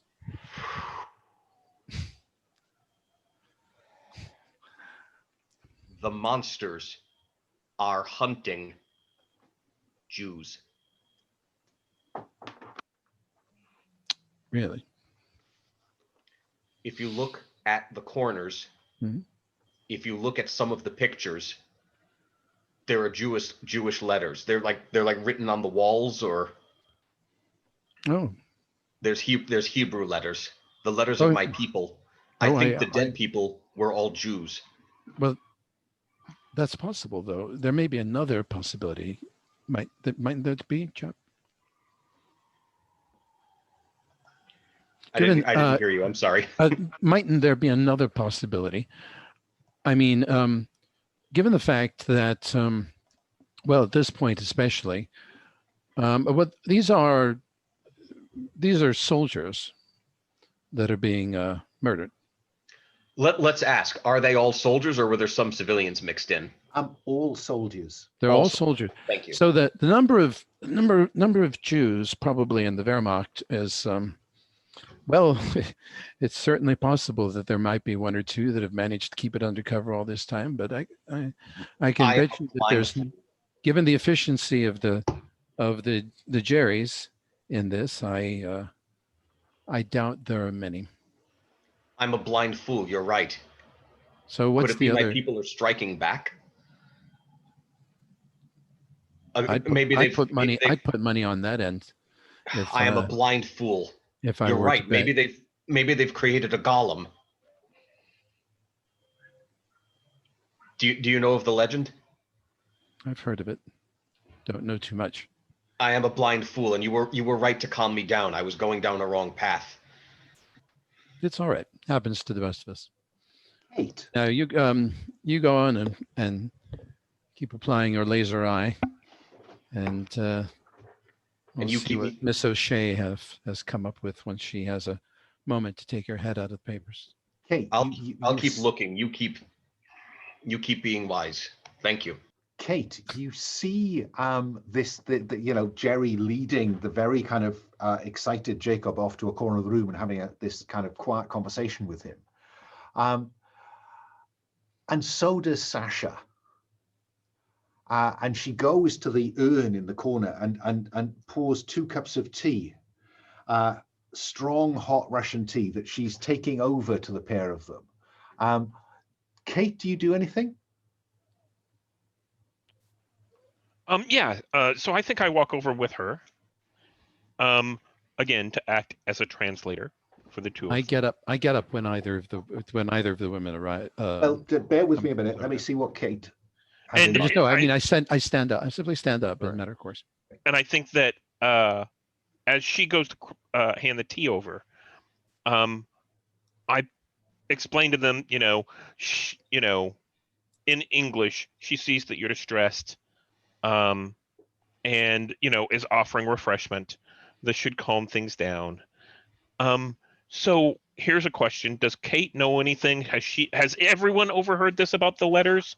No, Okay. Sasha knows something's going on in the corner and has gone over there to listen. But the fact you go with her, I think, probably attracts Gerry's attention, particularly. I think Jacob's still a little bit hyper. Gerry's attention, he turns and he stands, politely. Frank. And I look down at the tea and I say, "Oh, lovely." Nothing. Frank, everyone else is in the other corner of the room. What do you do? There's the table laid out, all these files, the photographs that Jacob has been kind of arranging where he was working. I was staring at the pictures, and they are gruesome enough so that I lay them away back on the table, and then I just look at this Russian, what's his rank, general or whatever? Lieutenant. Lieutenant, yeah. I look at him and her. Sasha's lieutenant. She's a her. Yeah. The major, I forgot his name. He's not here. I don't think he's in the room with us. No, he's not. Oh, he left. Oh yeah. No, he never came. He never came in. Ah, okay, I missed that. Well, then I'm still staring at the gruesome details of the pictures and try to puzzle together what could have done that. I'm just wondering, Frank, what would happen? I mean, your family is poor. Your twin siblings, your 10-year-old siblings, what would happen to them if what happens in those pictures happens to you? There'd be no one to protect them. Yeah, they'd stay poor and nobody would help them out of their misery. That's a pretty shitty contemplation, isn't it? Would you roll for stress, please, Frank? This became personal. highlight the green dice, reroll selected. 2. Your current stress is 1, stress goes up to 2. Sasha is she clearly missed out. She knows something's happened, but she doesn't know what. And so she suggests that perhaps you all could meet for dinner this evening. And perhaps discuss anything that you might have found. Your generosity. So I explained that to the rest of them. She's speaking in English. Speaking English. She's speaking English. Oh, okay. So in that case, I say, her generosity is knows no bounds, and I say I think that it's going to be a late night here studying, trying to see what we can get from this. But however, lovely. Yeah, dinner sounds fantastic. We would appreciate your hosting. She will arrange for food to be brought here, and she will ensure that your embassy knows that you are staying here until later. That seems like a reasonable point for a quick 5-minute bio break. Back here. Oh, sorry, Jacob. Do I become effectively unplayable or an NPC when my stress hits 6? Yes. You get to describe what happens, so you control the fiction when you hit 6, and then we will create another character on the hoof. So yeah, you are getting there. But note that it does get harder to pick up stress as it goes up. It does. But once you get up there in the 5s, you're walking the tightrope. So shall we say back here well, let's make it 1:15. Yeah, it's easier to remember. I'll see you then and pause the recording. So we're back from a break, and large conference room, papers scattered across the table. Sasha doing all she can to facilitate and help. Kate working with the Russian versions, the rest of you working with the translated versions. And do you share with her what you have discovered? Jacob, what's your view as you discover it? Absolutely not. Okay. There's a decent. I won't reveal my character's thoughts yet, but no, I do not share that. Okay. Gerry, you were close with Jacob at that point where he had a bit of a kind of sizzle. Do you think you should share what he's pointed out to you? With Kate, absolutely. Fine, but Not with so Sasha. sure about with Sasha. No, I want to get consensus before we bring Sasha in. If it's okay, Sasha offered to make sure that we had dinner catered to us and to contact our embassy. Once she's going to have to step out. She's going to have to step out for a moment. That's right. So is this the point at which Gerry wants a word with Kate? Yes. Okay, Gerry. Are we assuming that anything we say here won't be heard by someone else with headphones? That's a very interesting question. You are a very competent Sparks, Jacob. If anyone can spot the listening devices, I think you can. So shall we have you roll with expertise? And I'll be rolling with stress. I love a man who recognizes a fuse and lights it. Go with it. I'm gonna need some calming down scenes after this. Or not calming down. A 5, a nice simple 5. A nice simple 5 that is not on the green dice. So yeah, you can ask me a question, which is, are we being bugged? I guess. I'm not even going to ask that question because I'm assuming we are.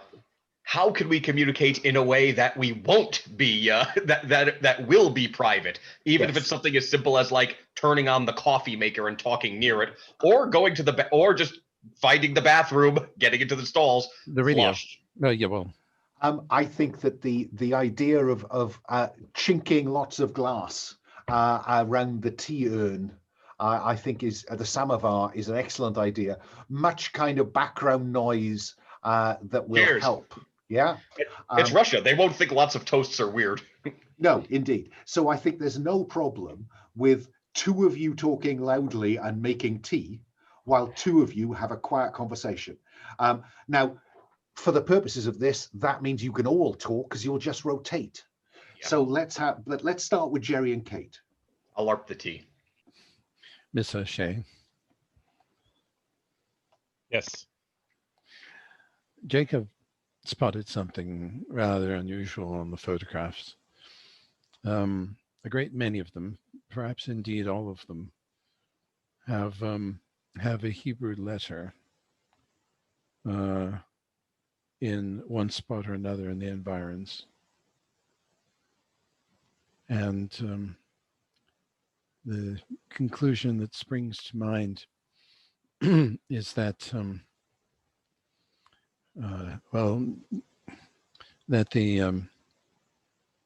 that some elements of the Jewish resistance may be striking against these people.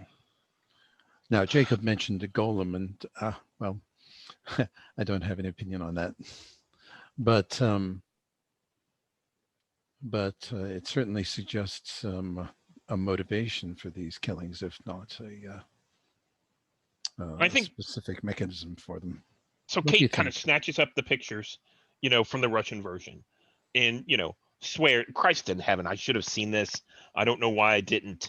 And compares and makes sure that the English copies and the Russian copies have the same letters, and that there's not anything that has been cropped out.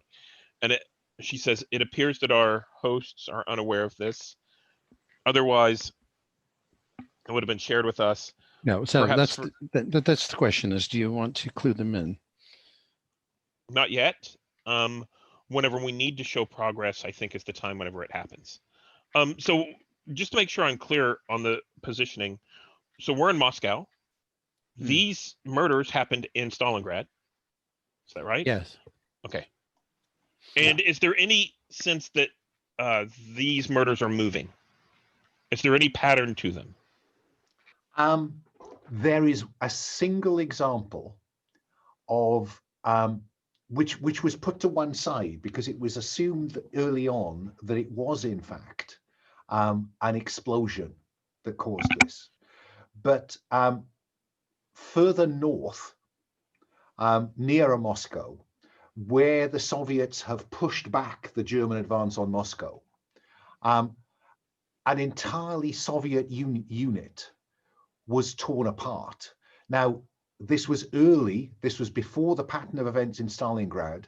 And so there's very much in the reports a kind of sketchy description of this, which could be similar. But this appears to be one Soviet unit that was torn to pieces. How many? How many are in a unit? An entire platoon of about 20 men. So in the same locale. This is about 100 kilometers now from Moscow. Right, but then the much same closer locale as the other. No.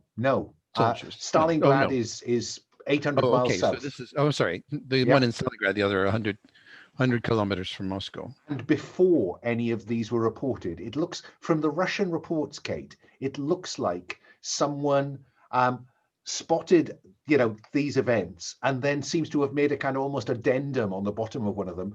This is not unlike what was put down to a severe mortar attack on a unit of the 28th Motorized Regiment near Rostov, about 100 kilometers from Moscow. And I think Kate takes this description in this report and leans over to Gerry and kind of taps it and says, if we have any chance of finding something, this is probably our best bet. Well, they let something loose. Yeah. One will get you two. They let something loose, and if we go there, we might find out what it is. That's right. Frank, how do you want to use this bit of time when Sasha is out of the room? Do you want to talk to somebody or do something else? I want to ask Gerry, how do I address you? Which rank do you have? Can I? Sergeant Major. Sergeant Major Phipps, sir. Sergeant Major. Or Sergeant Major is fine too. What? Sergeant or Major? Sergeant Major. Sergeant Major or Sergeant Major if you're.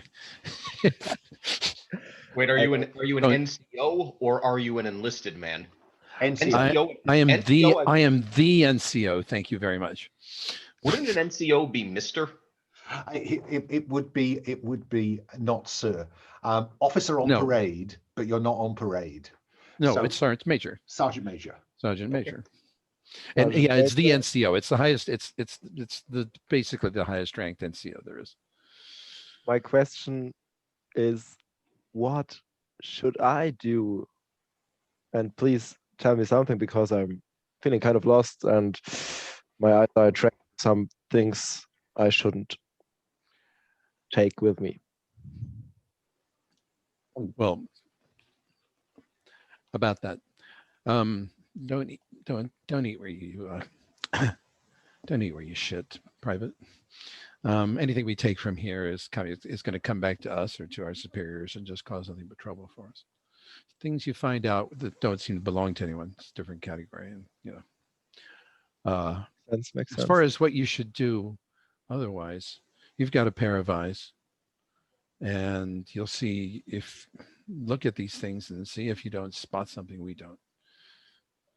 I've got no particular expertise at going through materials like this, but I can confirm it when one of our experts does find something. So I think that Kate specifically talks to the two of you and says it would also be good to have some false leads. So if you see anything and then discard it, let us know so that we can feed that back to Are we Sasha. trying to trip up our hosts? We are trying to protect ourselves. We all know that given the situation, they are trying to keep this quiet, and that means the elimination of all of us. Yeah, but she seems for real. Don't know about him. Can I just say, I think Frank just triggered confiding in a mentor who could be a senior officer. So Frank, you can reduce your stress by 1, and then roll a d6 on that move.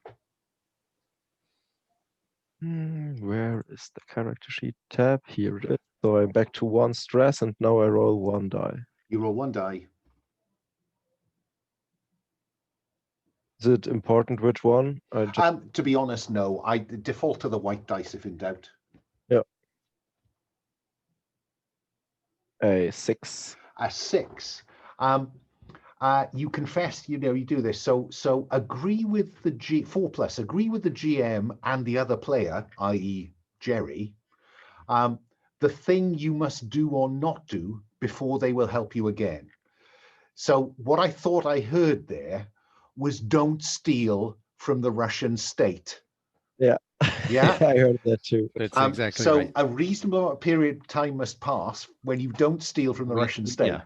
We don't want to get arrested before we can do our bloody mission. What's really tragic, Frank, is that on a 6, it was really worth it. Reduce stress by an extra 1. But you win some, you lose some. So any other conversation you want before Sasha comes back in the room? Yep. Jacob. I don't know if I'm going to take Kate or Gerry aside. I guess Gerry, because if I'm going to have to convince, I'll have to convince him sooner or later. What we're seeing is my people fighting back against what is being done to them. What are we supposed to do? What is our mission here? Is it just to say what's happening? Are we somehow to stop this? Are we supposed to take away the only weapon my people ever found against their tormentors? What is our mission? And what do we want to do about it? Because if someone hands me a gun and points me at the men who sent out this golem and says, shoot them, I won't. These are my people, and they've taken too many blows and they've struck one back. If they say, try to stop the creature, I can work with that. If they say recruit the people to our side, I can do that. But if they say shoot them and put them in a shallow grave, Mr. Drexler, Jacob, first off, Never put yourself in a hypothetical situation. It's just too hard. It just gives you too many questions to answer. The answer is our mission here is to find out what happened and try to prevent it if we can. Can I just provide a little bit of clarity here, because the Please. Russians are your allies now. Yes. Yeah. Something out there is killing Russians as well Right. as Germans. Yeah. No, I was going to. It's a Yeah. basic thing. Our mission here is we need to find out what happened, and we needed to stop it killing our friends. If we end up with two groups of friends that are in conflict with one another, we'll deal with that when it happens. But does that answer your question? It does. You are a wise man, but you're not a man I can lie to. If they hand me a gun and say, shoot this Jew so that he stops protecting other Jews, don't get ahead of yourself. I know what you're talking about. I know what you're bloody talking about, but I also know that that you can think up a million situations where you will have an impossible dilemma, and all it does to think about them now is to drive you around the bend. So don't. You are wise. One step at a time. Mission's clear as crystal, and the only question we have right now is, do we clue in the Russian attaché as to what's going on? And Ms. O'Shea, I would be inclined to do it. I think we're on the same side. Why are you so distrustful of her? Do you think we should clue in the British first? Because if you'll let me just think one step ahead, but not 10 steps ahead, if they find out that there's some secret Jewish cabal that can unleash slaughter, the Russians and the British will both want to be in charge of that cabal. They're, of course, both the allies. They're not the Axis, but who do you want to see in charge of those controlling the Golem? The Russians or the British? Kate? So I think we're getting ahead of ourselves. Oh, yeah. I'll mute myself so I don't talk. No. Those are good questions. Yeah, They're I questions think we're getting ahead of way ourselves. down the road. I went to Kate. Okay, I think we're getting ahead of ourselves. I think that we don't know what's happening here. We have a theory. I don't think we have enough to report back to the British yet. I agree we should act on good faith with Sasha and our hosts, but with an indication that even more so than anywhere else other than the motherland Germany or itself, we are still at risk and we don't know who to trust. So we should provide them with the information that we have found. However, make sure that we are protected as much as possible. And we'll know, we want to keep our eyes open to make sure that that information, if it's shared, isn't shared unduly. So Sasha comes back in the room. Who tells her what? Kate, you seem to have a clear idea what you should and shouldn't do there. I was just going to ask, was my conversation with Gerry, does that count as a confide in a mentor? Oh, yeah, I think that does. Yeah, sorry, well spotted. I think that does. I think we need to work on what it is you have to do, but take the stress off and roll the six-sided dice. Let's see what happens. So I automatically remove one stress, or I have to roll? Always lose one set. Then it's just about rolling for the consequences, really. All right, rolling a white die. Mm-hmm. Reroll selected. 3. Okay, 1 to 3. They see through your false contrition, or they believe that you are at risk of betraying your beliefs, presumably in God, King, and Country, Gerry. Yes. No, he's told me repeatedly how he would go against this mission if it turned out that the perpetrators were Jews. And I think that makes you so uncomfortable, Jacob, that you cannot use your expertise until stress goes up again on a 1 to 3. Yeah. So that's what the drop down next to expertise is for, just to keep a track of that. So now then, Kate, Sasha comes back into the room. I think that Kate steps aside. So I do want a piece of information. The one report that is near Moscow, is there any picture of a Hebrew character near it? No, because I assume not. it was somebody simply made a note. This bears some similarities to events at. Right. So I think that I think we should continue to pour over things. Sasha comes back over dinner. I think is when I'll share. I think our first tract is to go to this location that's nearby, and then I think I share with her what the rest of the people have found, what the rest of our group has found. Different possible clues, and I say our most intriguing linkage here is there seems to be a Hebrew symbol placed in all of these that we have found. And I tell her, so if I'm not mistaken, Jacob, are you keeping your nationality, your race, private? That's a good question, and I hadn't even thought of that. I mean, from you guys, no. From any Germans we interact with, obviously. From the Russians, I'd have probably been willing to listen to advice on whether or not to keep it a secret, be proud about it, or just treat it as an extra bit of information, like being left or right-handed. So I think in this case, I provide a lie, a cover lie, which is that in my learnings, I have learned enough of the Hebrew symbols in order to figure out that these are Hebrew. This is, as far as I can tell, they don't mean anything. We will continue study on this. Do these letters appear to have been painted quickly? Like, are they graffiti, or are they something that was printed there in a very fine hand? Fine hand is too strong. I think they were chalked on the wall. Okay, so almost like graffiti.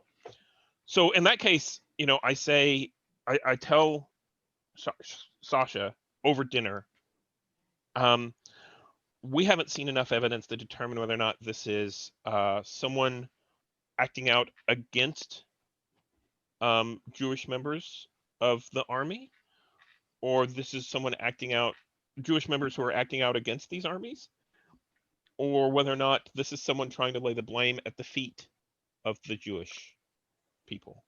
I'm concerned about the latter because that seems like a German trick, which means that this could all be a German weapon that we aren't very comfortable with. But I don't put anything past the Germans, to be honest, after what I've seen, but I don't suspect that they would send their troops to be slaughtered like this. So, what are you actually asking of Sasha at this point, Kate? Because that all sounded like a kind of preamble to, and therefore, ... Ooh. Does anyone have any ideas about what we should ask Sasha for that we would have talked about earlier? Otherwise, I think it's just going to visit the one site and sharing the information that we found. Jacob? Anyone? Should we maybe ask if there's any books on Talmudic lore? I'm also going to ask an out-of-game question. My character's first thought is the Golem. I happen to know, because I read the description, this is Cthulhu mythos. Am I spending too much time taking us down what is likely to be a false trail by saying Golem, Golem, Golem? The joy of this game is we play to find out. Okay. And I want to make sure I'm not wrecking the game. No. There is no end point in mind apart from the ones that you lot will create with me together. So at this point, there is no reason why Jacob, given what he told us in his introduction about his belief in the, his not faith, but his cultural identity.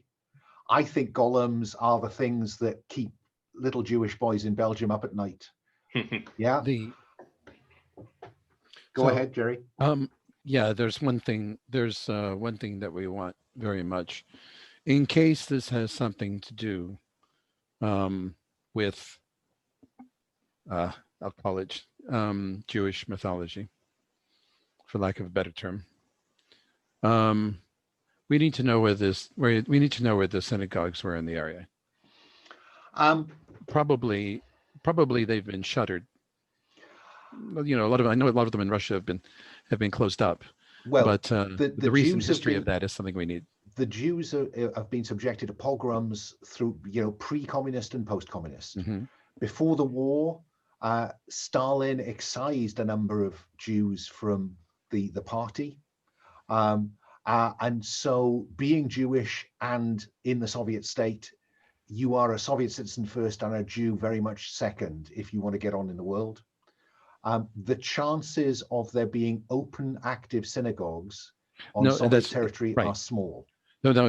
And I wasn't implying that. I wanted to know where the shuttered ones were. Oh, I see. Right.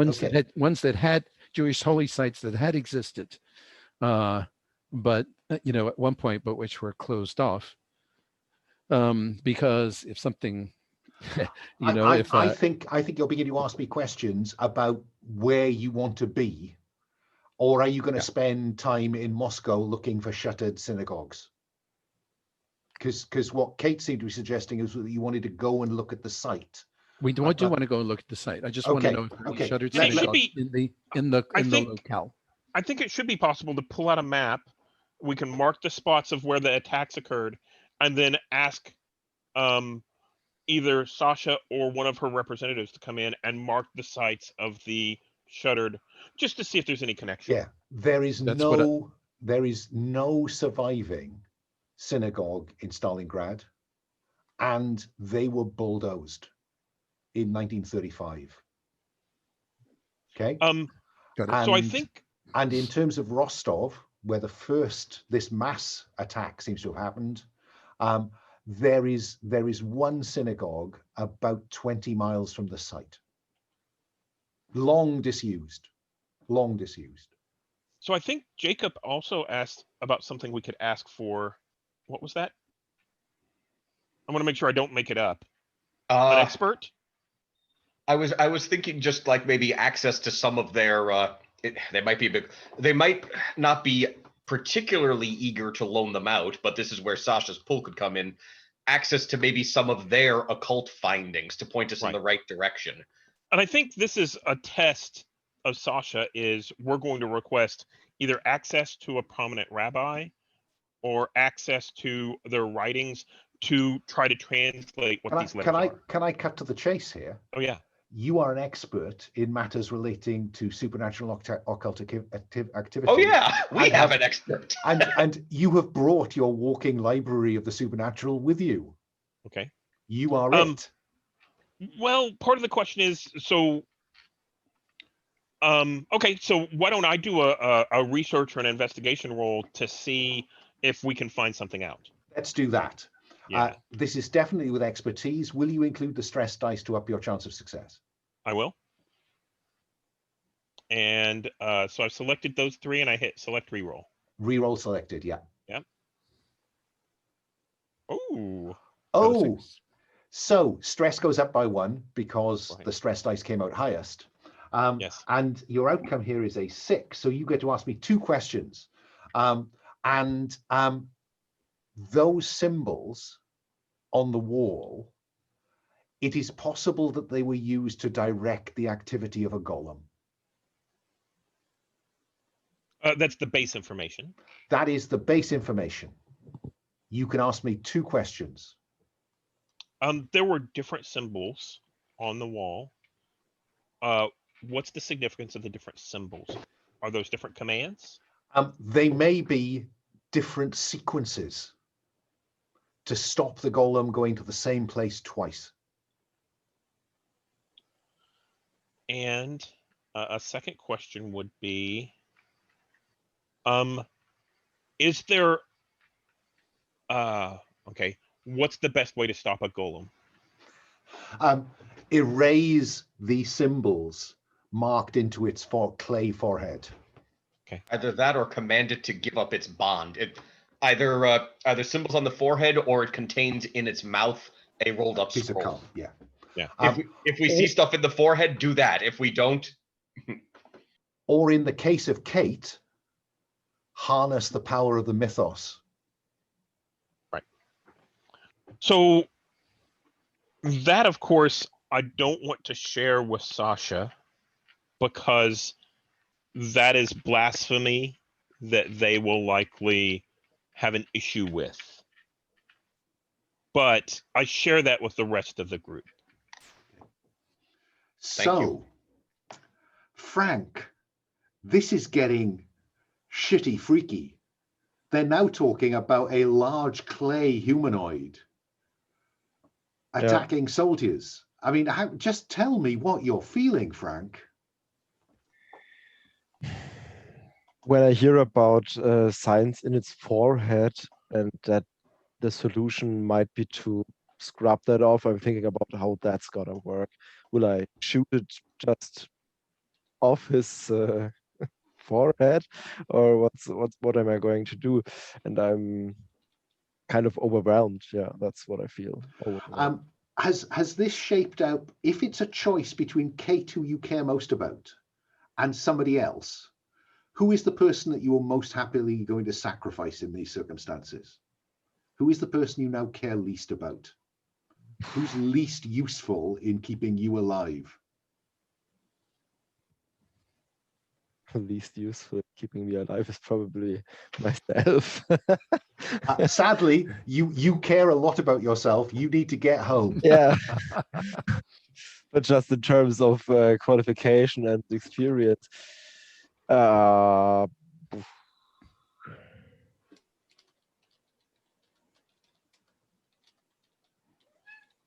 Jacob or Gerry?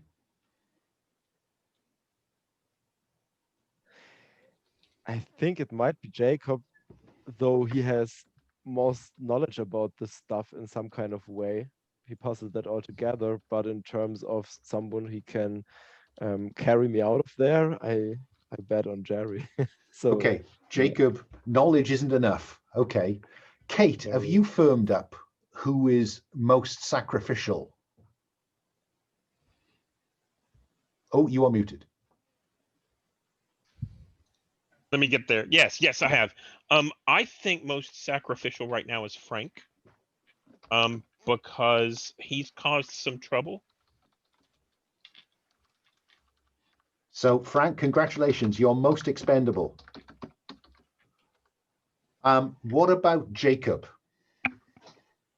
Also Frank, sorry.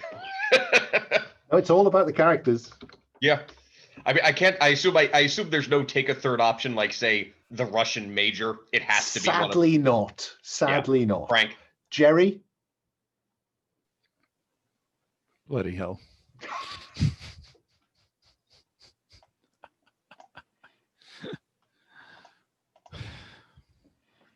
Because Frank is the person you care most about. Yes. Wasn't going to pick him anyway.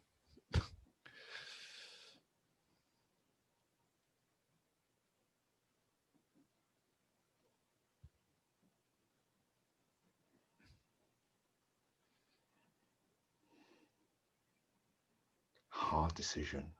Impossible.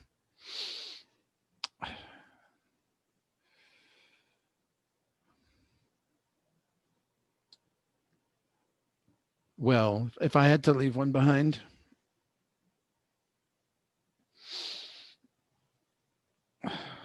then I'm going to leave behind the spook. So the spook in which sense here? Jacob. One. Or the spooky one? The spooky one. The spooky one, Kate.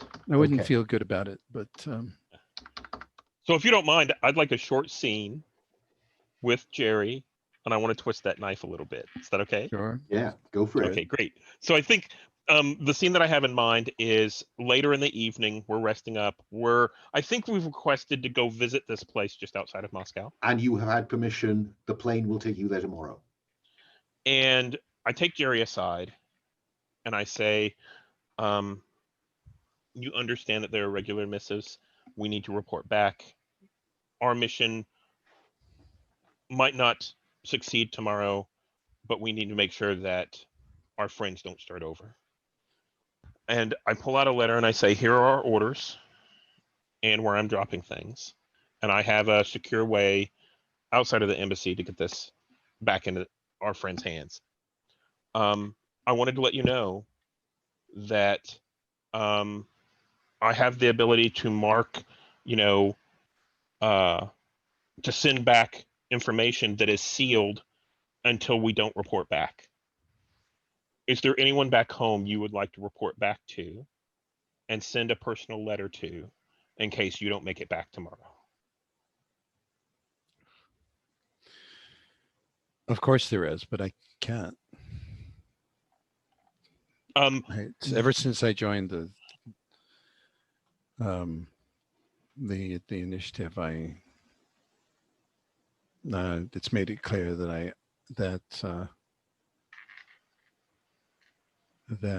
I can't communicate with my family. This communication will not occur unless you don't make it back. This is communication that will happen in 5 or 10 years. And by then, it won't matter.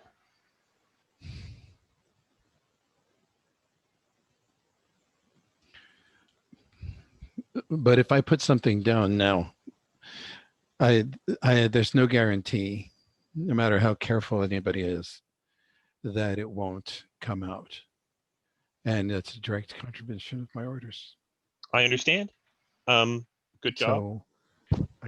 So I can't much as I'd like to. Good job. Yes. Okay. Wasn't it nice that she asked, though, Gerry? Mm-hmm. Cut to an airfield on the outskirts of Rostov-on-Don. This is an active war zone. You are escorted in by a couple of Soviet fighter planes, and Sasha ushers you scurrying towards the kind of bunker beside the airstrip, where she lays out a map showing you that about 10 miles up that road is where this happened. And she's just checking, Kate, is that where you want to go? Yes. Okay. We need to make an investigation. Kate, it is fair to say that in an active war zone, you are assailed with voices. Some speak Russian, some speak German. This bit of ground, this 50 square miles of ground has been fought over the last half year. Currently, the place you want to get to is in Russian territory.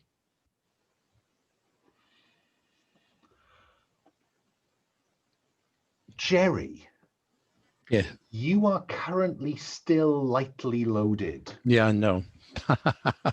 Not if we're going into a war zone. Is this when you turn up in something more like full pack uniform?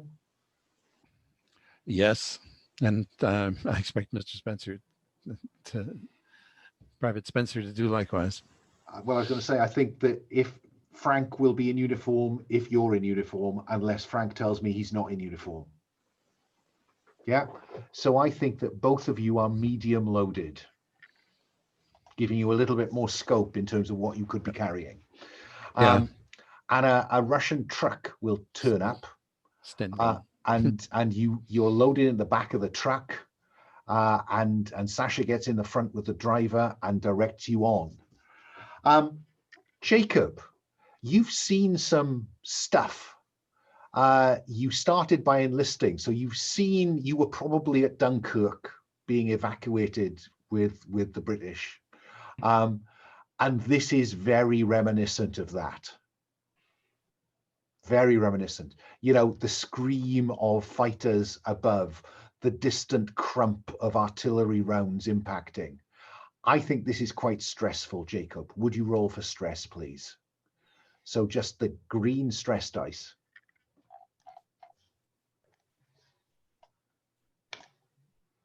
Woohoo! No stress.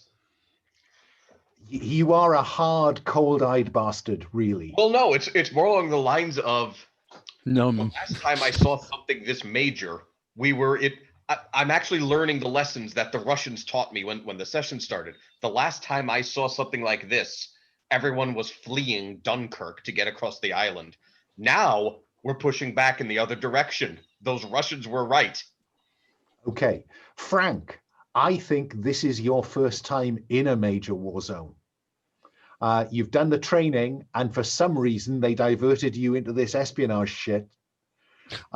Would you roll for stress, please? it's the talent with light fingers. Stress. It's a 2. So your stress will go up by 1. Gerry, this is what you have trained for. For you, the stress is about whether you can actually protect all these people and complete the mission. Would you roll for stress, please?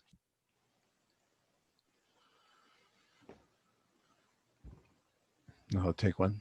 Okay. And finally, Kate, you've read about it, you've seen the newsreels, but this is the first time you've seen explosions like this. You've seen this kind of war zone. Roll for stress, please. I rolled a 6. Congratulations. Stress went up by 1, but just 1. I am going to go back to, not to worry, everyone. I am going to go back Everything to will be Kate. Everything will be Jim Dandy. I do want to go back to Kate and say, is there anything you want to do between now and when you arrive at the site that could conceivably reduce that stress? The only thing I can think of is I'm going to turn to Gerry, who I think has had the most. He's stressed out. He's watching the rest of us, but I'm going to tell him. He also noticed me murmuring before, and I'm going to tell him many people have died here, and the weight of all of those deaths is weighing upon me. How do you deal with this?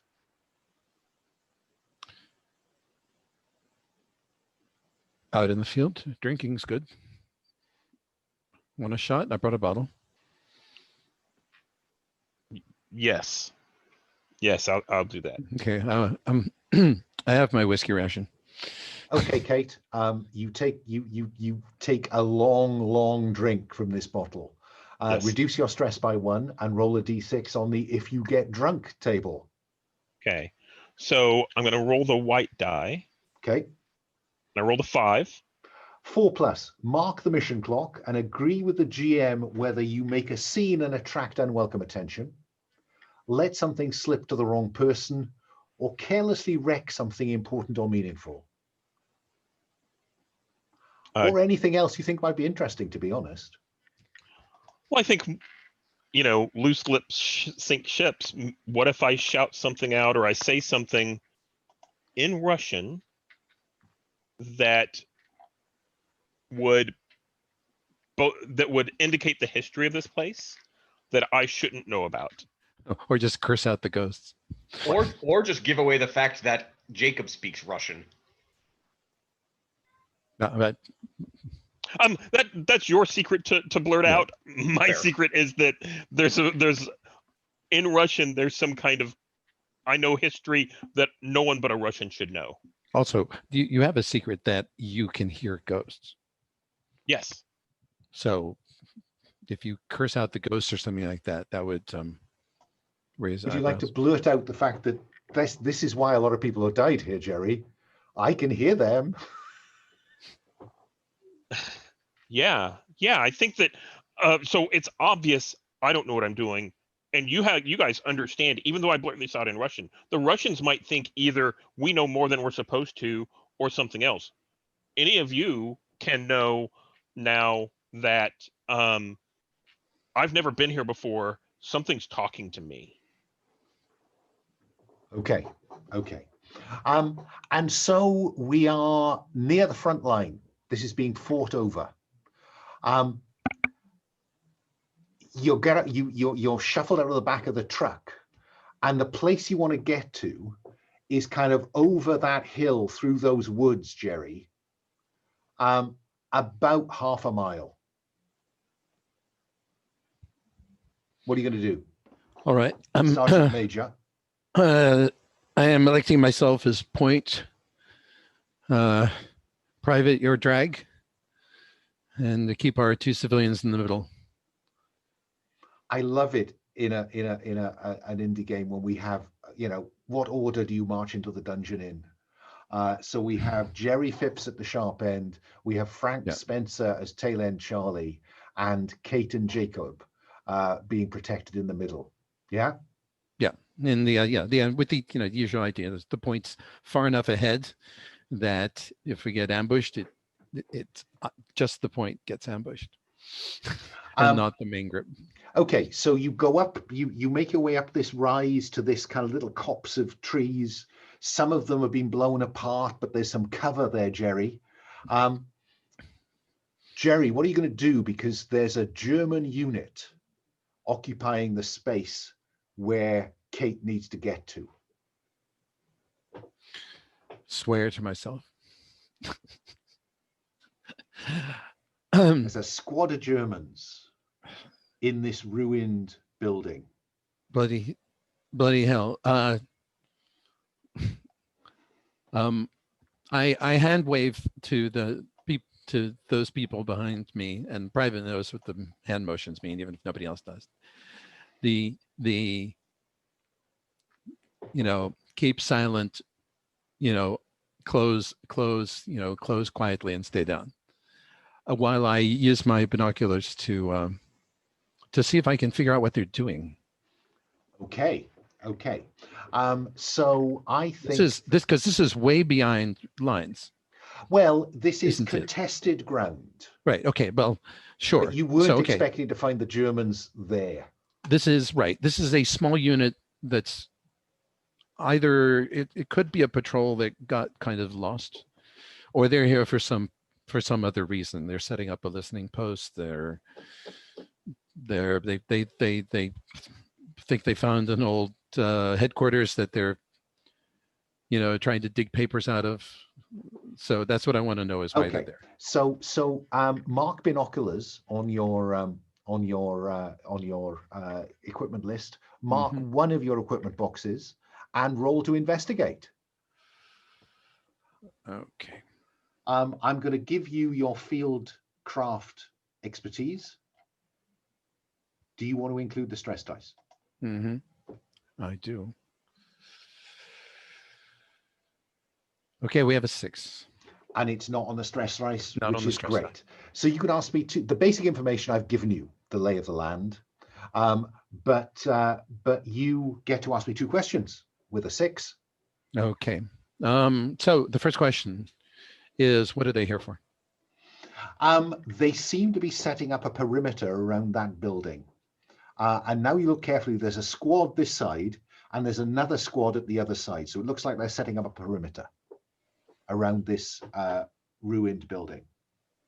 Which means, right, setting a perimeter around the ruined building, which means they're either going to set up, they're either setting up a command post in there, or they're going to be looking for something. If they're setting up a command post, then I should spot the usual command post gear that they have, the radio aerials and the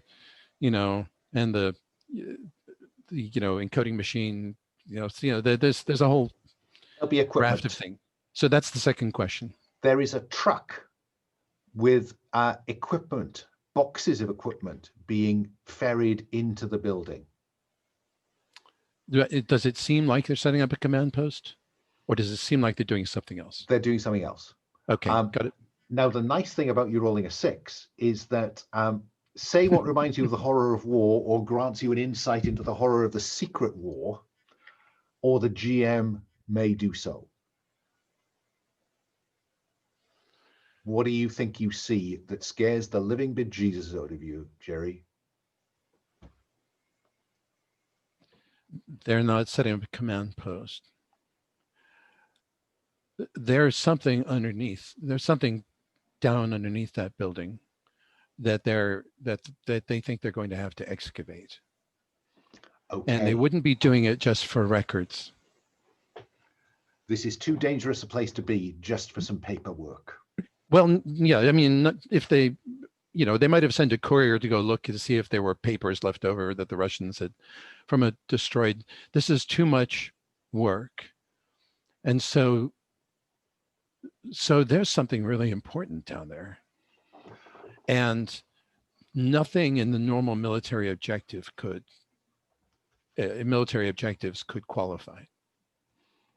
Would you roll for stress, please? Yeah. So yeah,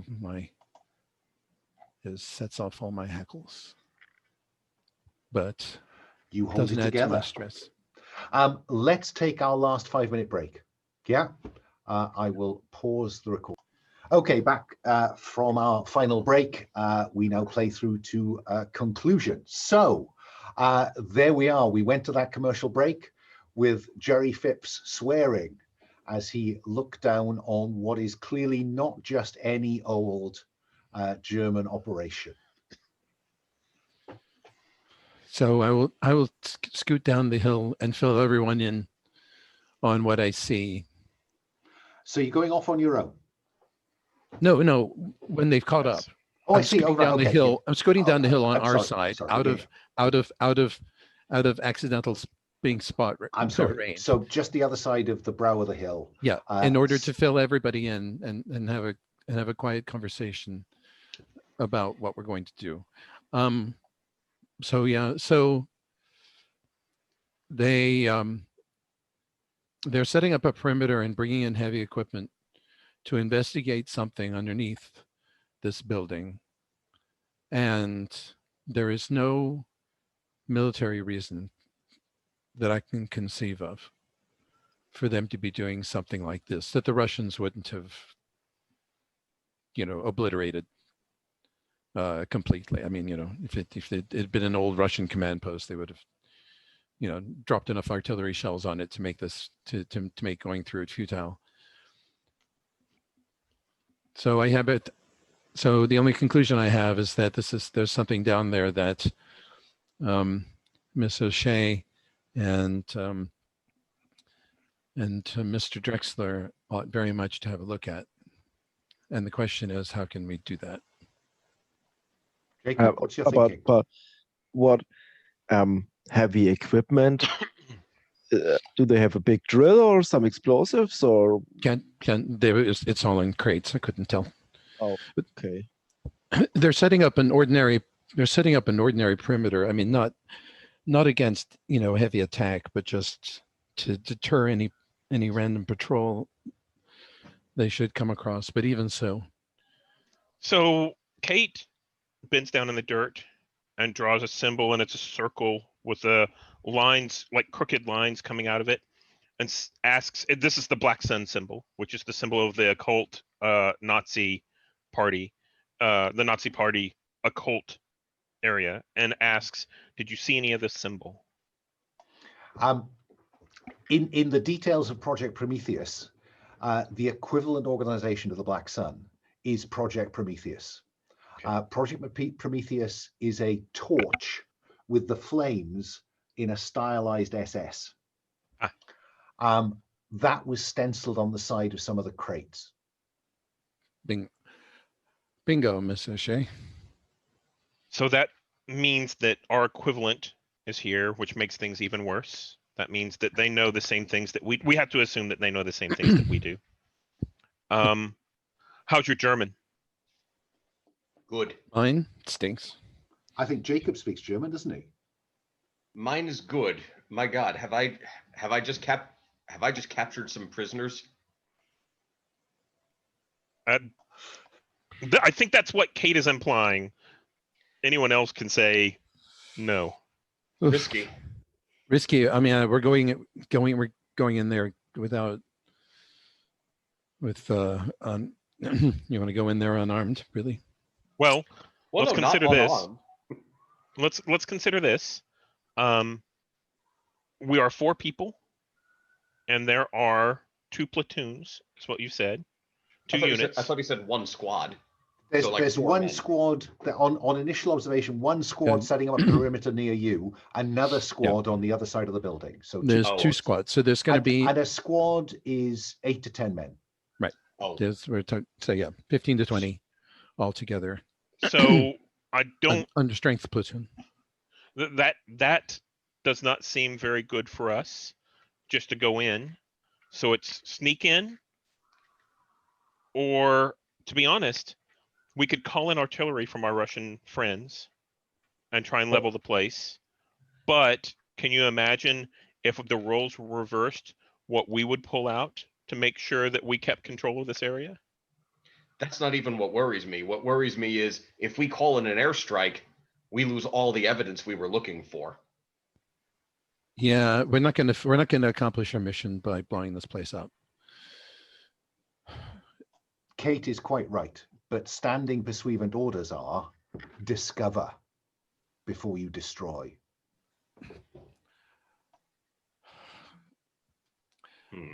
Yes, we're outgunned, but they don't know we're here. So it's either bluff our way in or sneak our way in, it seems. My vote is sneak. So I have an out of character question. There's a third option that Kate knows about. She could, whatever the secrety move is, the occult move is, to try and take control of stuff, right? There's a slim chance that from this distance she might be able to open something up by talking to the ghosts and set it loose. Is that an option? Or do you have a way of getting us in? Harness the power of the mythos is Right. deliberately vague. Okay. You will find that there are several kind of bullet points. You know, if you want to temporarily negate existing spell or artifact's effect, attract, distract, confuse, hide from, or escape from a threat, change the environment around you in some way the GM agrees, influence or harm a human or supernatural creature in some way. So you could hide us So as we make our way in. my opinion is right now that's the nuclear option, right? And that's not worth it at this point until things get really bad. So Kate's going to keep her mouth shut. Okay. Right. Yeah. All right. Well, Yeah. I've got no reason to believe. Yeah. Because Gerry would think otherwise. Just in case we get stuck into planning paralysis. I think the chance of bluffing your way in without German uniforms, even with one German speaker, I have to say is pretty slim. Right. So I just want to put that on the table. We will eliminate that option. No, we have sneak in or use underhanded magic methods to sneak in. My thought actually was if we're going to bluff our way in, is to take one of the German officers and get their uniform. Someone has to sneak in close enough to get their uniform then bluff the rest of us. This is not a large installation. Okay. This is 20 people. They will all recognize each other. Ah, okay. Good point. So no. I think we would sneak. Yeah, the only other option would be to just put on like a suit or something, pretend we're from headquarters and saying we're doing a surprise inspection. Yeah, but so in that case, I agree. Yeah, I agree. Bluffing probably isn't good. So sneaking. No, we know that we may need a bluff if things drop in the pot. Yeah. Don't get me wrong. Okay. But I'd rather go in there and see whether or not we could. And then Kate has her hand grenade held in reserve just in case. Her mythos hand grenade. We're talking. That's right. I was about to say yes. Yeah. But none of us know what will happen if I pull that pin. Right. Yeah. So, what does this look like, Frank? How do you see this this sneak attack going? Are you waiting for dark or not, Frank? Yeah. No. What does your training, Frank, tell you? Absolute Frank. Darkness. Frank. Oh, Frank. I'm sorry. No problem.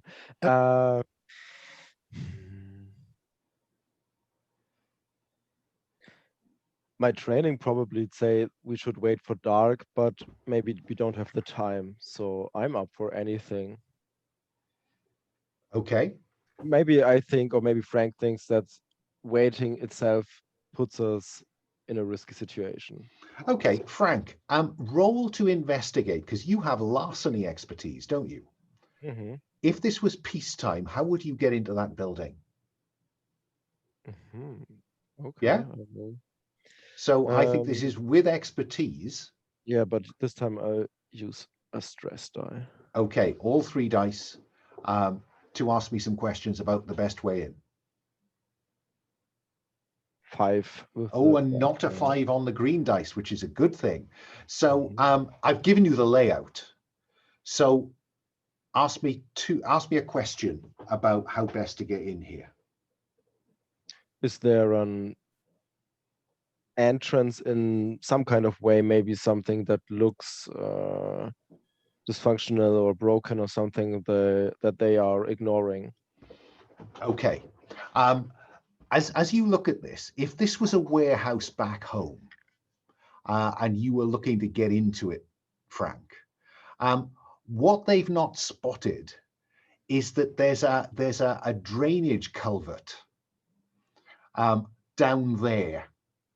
They're covering, one of them is covering the slope between you and them, and one of the squads is round the back covering the slope on the other side. But no one is actually covering the shallow valley, or fewer people would be able to see that. So Frank, if you were breaking in here, you would be using that stream bed to get close. And what they've not noticed is that stream bed beside it, it looks like there's some kind of storm cellar entrance. Yeah? Okay, that looks promising. My second question would be, is there something else that consumes their attention? Is there something else which they are afraid of? I think that's an interesting question. I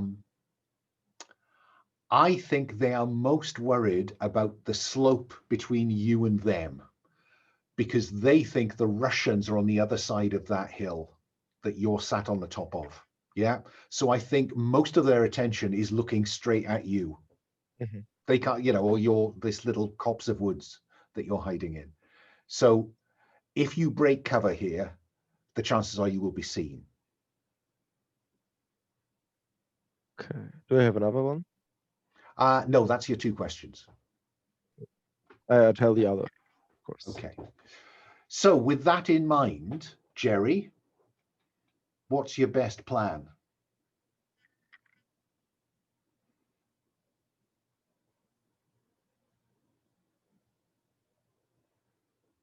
You are muted.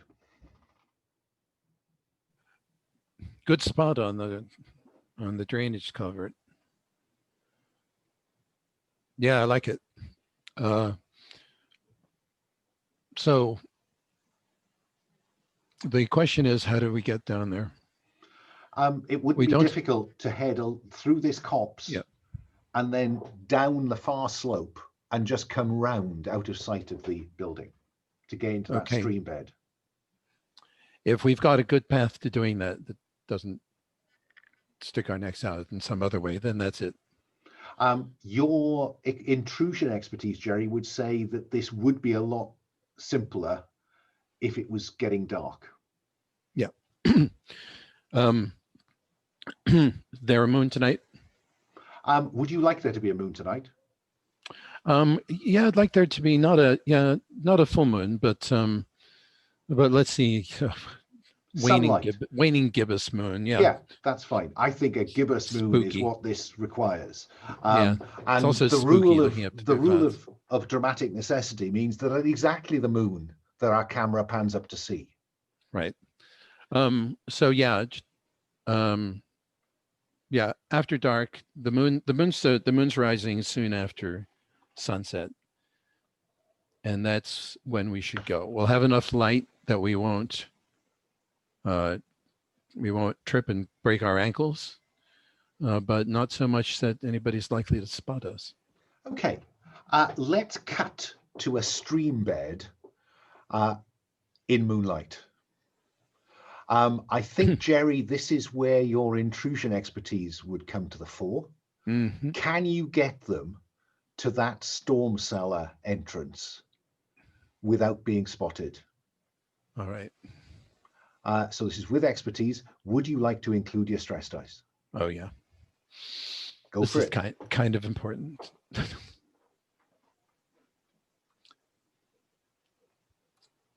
That's a 3. That's a 3. Despite all the dice in the world. Yeah. So on 1 to 3, you fail or succeed at a cost or after a hard choice the GM will describe. Gerry, the hard cost is that just as you come alongside the storm cellar entrance, fire begins to impact on the bank of the river. You've been spotted, and at least one of the soldiers is firing at you. Let me go to Jacob. Jacob, what do you do when the firing starts? There's a storm cellar entrance right there. And the storm cellar entrance is what we're trying to get into? The best guess from Frank is that that is a way into the basement or cellar of this building, if such is still in use. I'm going to freeze, look around, see if I can see any sort of wildlife, like a bunny or a squirrel or something. And if I can, kind of kick it to get it moving so that they think that they were shooting at a squirrel. I think that sounds like fieldcraft rather than tradecraft. So you can try that, or just throw a rock or something just to make a noise over there. I don't know. But I think you're going to struggle to find an animal as this fire begins to impact all around you. Okay. I will certainly roll a stress die because this sounds important. Okay. A pair of 6s. What does that mean? This all goes terribly well. You cause a distraction that causes a pause in the firing. Yeah. But because it's a 6, it scares the living shit out of you. So increase your stress by 1. Yeah. Well, I guess I could I can at least bring my expertise back. You can indeed. Kate, this firing impacted around you, and then Jacob kind of threw this rock into the distance, and there's German voices saying, "No, over there," and fire is taking in the direction where the rock fell. What do you use this short window of opportunity to do, Kate?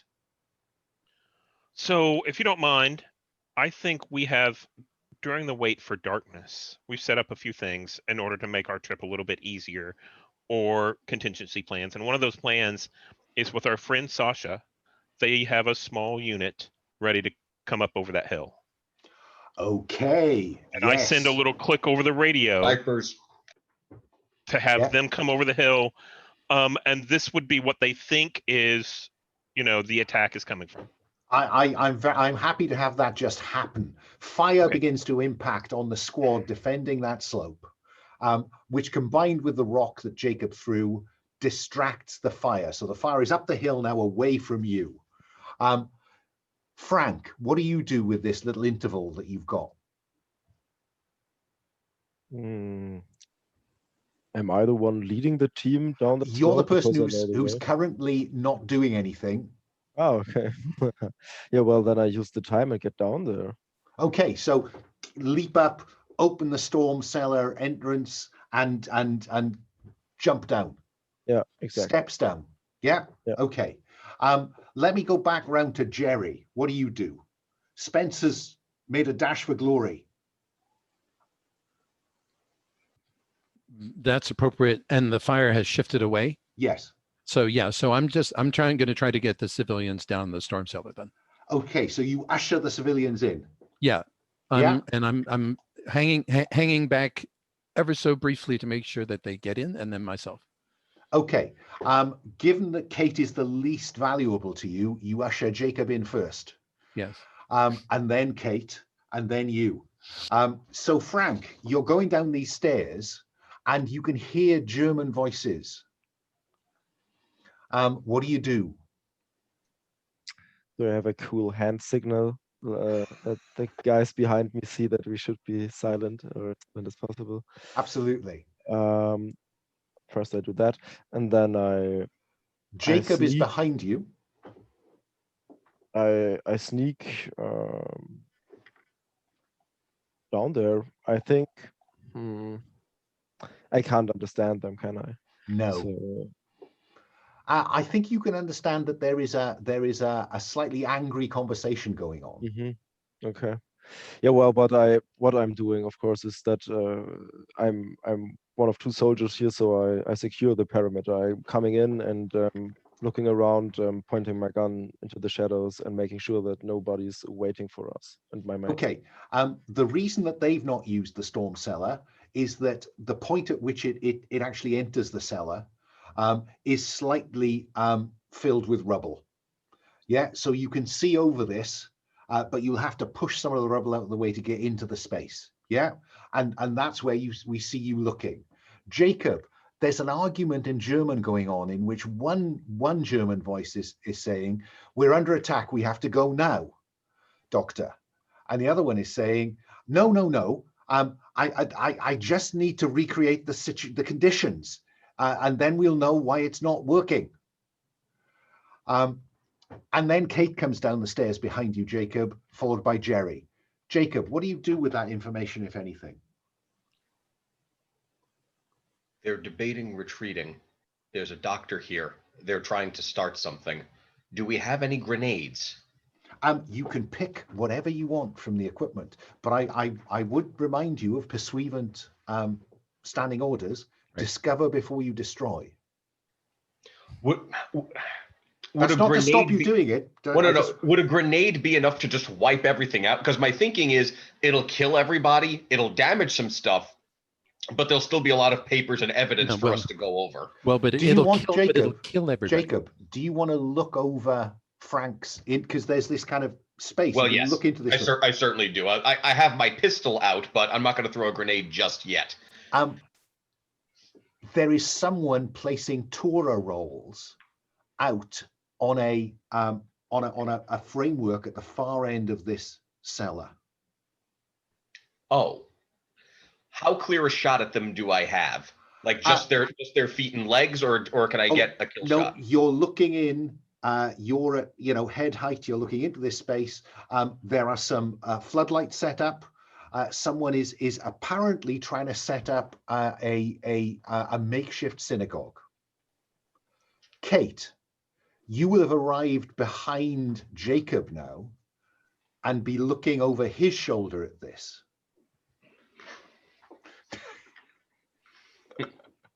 I haven't pulled the trigger yet, but I'm trying to sight maybe on his ankles. My finger is not on the trigger. It's not near the trigger guard, but I am obviously trying to line up a shot. Oh, Kate? Then Kate leans forward to Jacob and says, shoot the doctor first. Yeah. That's not the one we need to take alive? No. Who's our best shot besides me? I can only get him in the ankle. Someone else take the kill shot when he falls. Gerry? Gerry. Sorry, Sergeant Major Phipps. I'm going to shoot him in the leg. You be ready to shoot whatever presents itself when he falls. I'm going to gently take the barrel of your pistol and pull it out of line. I'm going to put the safety on. We want them both. This is a gold mine if we can take them both alive. We don't know. I'll point my weapon in a safe direction to show that I'm listening. And that, Kate, is when the doctor begins speaking Hebrew. We don't have time to take them alive. I don't know how we're going to get them out of here. Action is needed now, Gerry. I'll wound him, but I'll wound him. Don't take the kill shot. No, I know how. I mean, I know how to do this. If we don't have time, we don't have time. Looking through the beaten earth. looking through the surface of the cellar area is beginning to rumble. Yes, looking through the gap there. I'm going to pull a pin on a grenade, and I'm going to drop it in a place that maximizes where the stun effect is going to be maximized and the shrapnel will be minimized. There's only so much control you can have in a grenade, but it will floor them and give us a chance to break. Give us a chance to push through this debris and grab them. And yes, it's a risk. It'll kill one or the other of them. But shooting them is a worse risk because we won't have time to get to them before anything that's going to happen might happen. So a head and shoulders has emerged from the ground between you and them. You're going to need to reach in, Gerry, and just throw the grenade to the corner over there. That's what I'm doing. Fine. And the head and pull shoulders. Pull the pin, flip the grenade, drop down to avoid being in the grenade impact. Kate. I'm getting out of the way. Hang on. And Kate. the head and shoulders is clay. Is that right? Well, it's coming out of a beaten earth floor. Right. Is all I can tell you at this point. Right. So I think that's Kate's cue.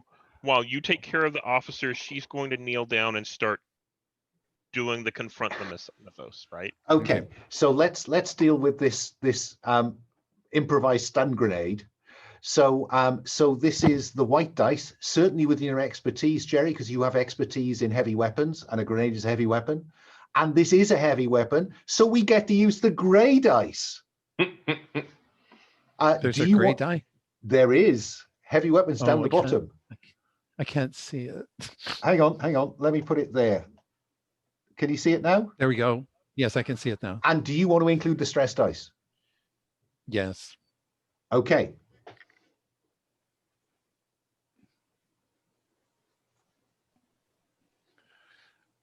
Okay, that's a 6. On the gray dice. What a relief that it was a grenade and nothing else. So there is a kind of most of the shrapnel is taken by the pillars supporting this cellar ceiling, this barrel ceiling, and clearly that there's smoke and debris and coughing, and they are certainly stunned, inverted commas. Right. Kate, I got the sense that you were going to harness the power of the mythos.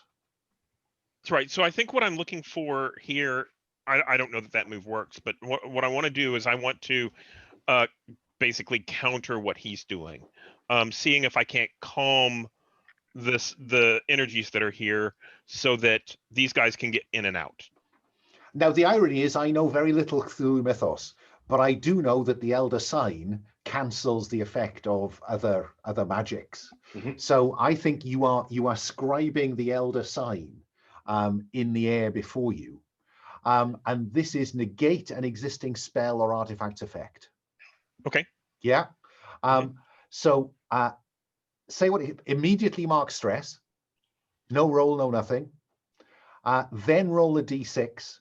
Add another d6 if it benefits your expertise. It certainly does. And finally, add your stress dice if you want to take that risk. I do. And I think what happens is I reach into my pocket and I pull out a case, and inside is a World War I artifact that's been given to me. It is a Medal of the Star, and I use that to inscribe the Elder Sign. Oh, yes. This is a haunted artifact that's been given to me. So I'll roll those 3 dice. However, where there is a chance that the user, the target could be using the mythos against you, you also need to roll both failure 1 and failure 2. Okay. So we'll see how that works. So I've selected all 5 dice, and now I'll roll selected. Yep. Oh, I got a 6 on failure 2. Oh, okay. So in terms of the dice for you to do something, you rolled a 5. which Yes. means that you succeed with no obvious complication or benefit. So whatever they were trying to do has stopped. However, because the failure dice is higher than that 5, you will suffer a consequence. And the first one, this is not rolled like ordinary damage. This is done as a simple sequence of events. The first time this happens to you, it is painful. You cannot use your expertise until your stress reduces by at least 1. Yeah. Okay. And there's just that kind of, there's a backlash at the power in that room, just crashes into that debris, scattering debris left, right, and center, and leaving Kate sprawled on the ground, clutching herself in pain. Frank, And I think we see a nosebleed, coming down. Yeah. Frank, what do you do? Because there's all kind of shit going off now.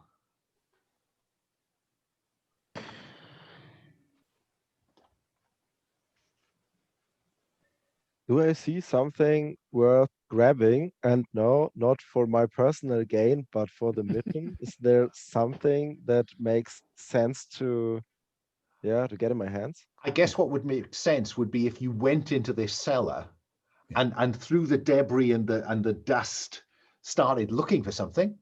Or someone. Yeah. Or someone.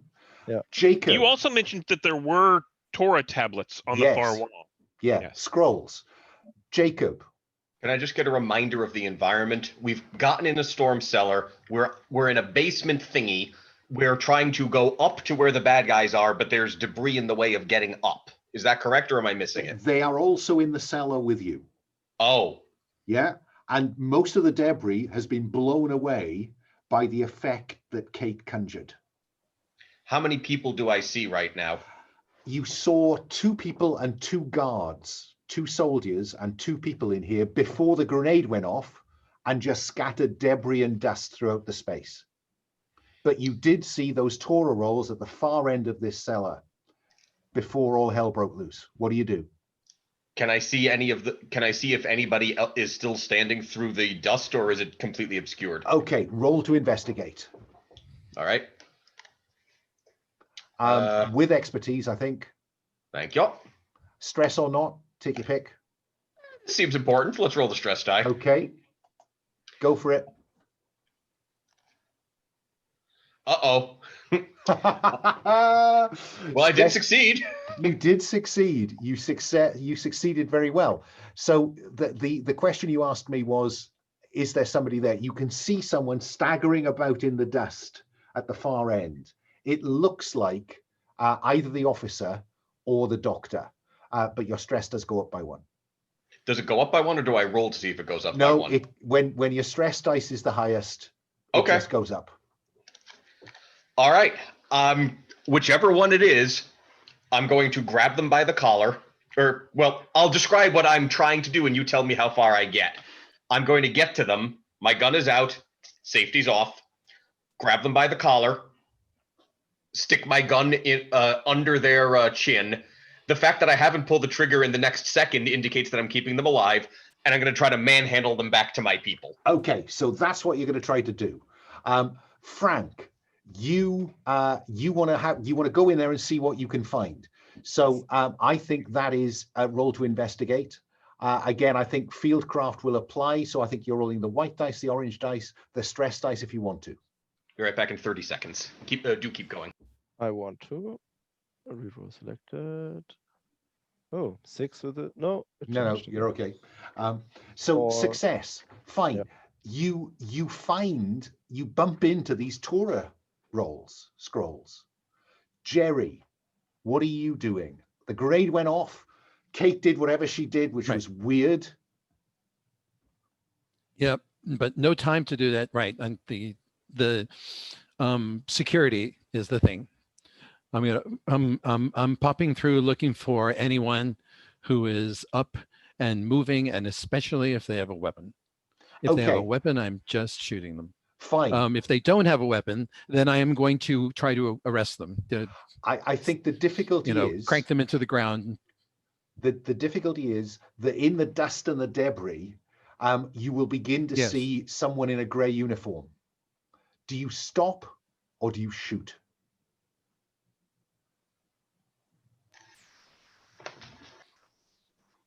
If I see someone in a gray uniform, Yeah. I'm going to point my gun at them and scream "Handa hoch," which is all the German I've got. And if they immediately comply, if it looks like they're immediately complying, then I'm going to approach them, and turn them around and push them against the wall, etc. And if they don't, then I'm going to shoot them. Which weapon are you using? Because you've got plenty of equipment slots to play with. I have a Sten gun.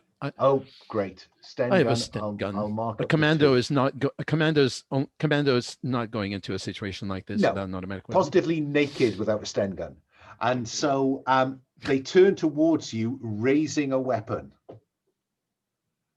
Okay. Yeah. Yes. Okay. Yes. Let's have you roll with that. So you are rolling with expertise. Include the stress dice if you like, but you are also going to include the failure dice, the first failure dice. Okay. First failure die 1. Okay. And it looks like I've got a 5 and failure die is a 2. They go down in a hail of bullets. Jacob, you've gone across the room to this figure in, kind of just trying to make their way through the muck and dust. Your objective here is to capture them. Yeah. Yes, I presume I can only get to one of them. I think in the first instance, yes. Yeah. So this is a lot. I think the chances are they will try to resist. So you're not trying to kill, you're trying to capture, but you're using a gun to do it with. So I think you're rolling the white dice, you're rolling with expertise. Would you like to include the stress dice? You will be rolling the failure 1 dice. Of course. Is there any way I can gain 2 stress on this roll? Because that will put me out of the game if I roll a stress die. No. Okay. Expertise, white die, failure 1. And also I'm going to change my plan. Instead of sticking it in their neck, I'll stick it in their shoulder so that they know, like, it's like, sure, I can. You know what? I'm not bluffing. I can pull the trigger. You won't die. It'll just hurt. Okay. And let's roll. All right. The white and the expertise die are 6s. Stress is 1. Failure is 2. So you take no consequence from this, and on a 6, you succeed brilliantly. And you succeed brilliantly. They just cower away from you. You can do what you will with them, but you rolled a 6. So what scares the living shit out of you? The fact that instantly I was just like, oh, of course, just stick the gun in the shoulder, just stick the gun in their shoulder socket, shoot it. They'll be in incredible agony. Of course. I didn't even have to think about it. I didn't have to wrestle with the morality of it. Okay, but you do have to roll for stress. But roll it's only for 1. Stress, right? Yeah, green 1. Come on, not 5. No stress. I rolled a 3. If it's a brilliant success, as in like I get to choose a special consequence. If it's on a 6, you get a benefit. So tell me what the benefit of all this is.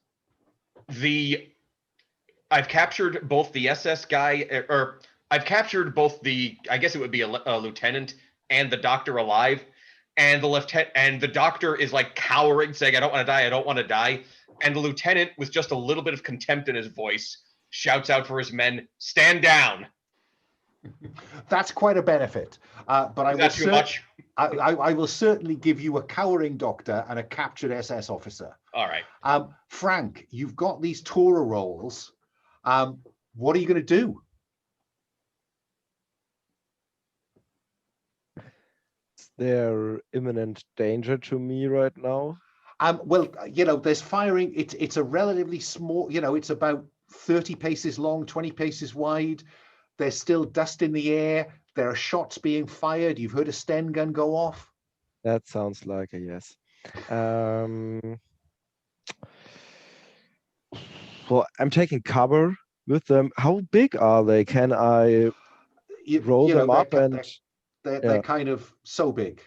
So if you carry them away, you won't be able to do much else. Okay. Yeah, well, it seems important. So I'm running through the dust and shots fired back to where we came from to secure these rolls or scrolls. Kate, as you come round, what do we see you doing? So I think that Kate kind of sits up. There's all this noise. The dust is starting to settle a little bit. And I kind of wipe my nose, and there's this blood smear on the side of my face. And I kind of shake my head a little bit and get up, and I look out to kind of get the lay of the land of what's happening. I see Frank coming back with the scrolls, and I see Jacob coming back with a couple of people. And I'm like, good job, good job. What's happening with the figure in the center? I think you need to roll to investigate to find out, Kate. Okay. So let me get to... so that will be expertise, and I'm going to take stress. Do I need to take any failure? No, not to investigate. Okay, reroll selected. I got a 6 on the regular die. 6 on the regular die means that you can find it, and it now has an arm out of the ground and is trying to lever the other arm out. Mm-hmm. And you can ask me 2 questions. Can I wipe the script off of its forehead? I think that there is risk in that. Okay. Yeah. So I'm going to ask you to roll both failure 1 and failure 2 to see whether you can do that without taking a consequence. At the same, without rolling anything else? No, I'm gonna leave that 6 on the table. Okay. So if either of the failure 1 or 2 comes up as 6, it will do something. Yeah, it'll come after me. Okay. So I'm going to roll those. And I got a 6 on... Oh, no. It changed. Sometimes roll for your party is nice when it just thinks about it and then the dice settles. So it doesn't equal or beat that 6. So you can lean forward and you go like so. And it just crumbles into inert clay. And then Kate kind of crawls back over the little hump of debris back where everyone else is exiting. And I think, given we are at 10 minutes from close, I think we are epiloguing our way out of this. Yeah. The way I like to do this is there anyone who wants an epilogue in the immediate aftermath? I mean, we have to assume somehow we got away. Oh, yeah. Okay, we made it with our 2 prisoners? Yeah. I mean, that's a brilliant success, Jacob. So it's just whether anyone wants an epilogue. We had a brilliant success. Gerry taught me that. Very good. So no, it is whether anyone wants an epilogue that involves this kind of battle scene. Okay, then it's far enough away to not worry about the impact of this battle scene. So I will simply go across the character keeper. Let me go for a change in reverse order. Let me start with, what do we see Gerry doing at some point after these events?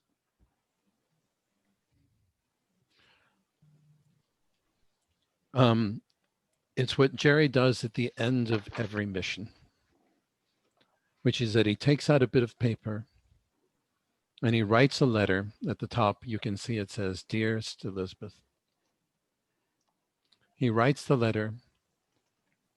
He signs it at the bottom. He looks it over. He's obviously rereading it again.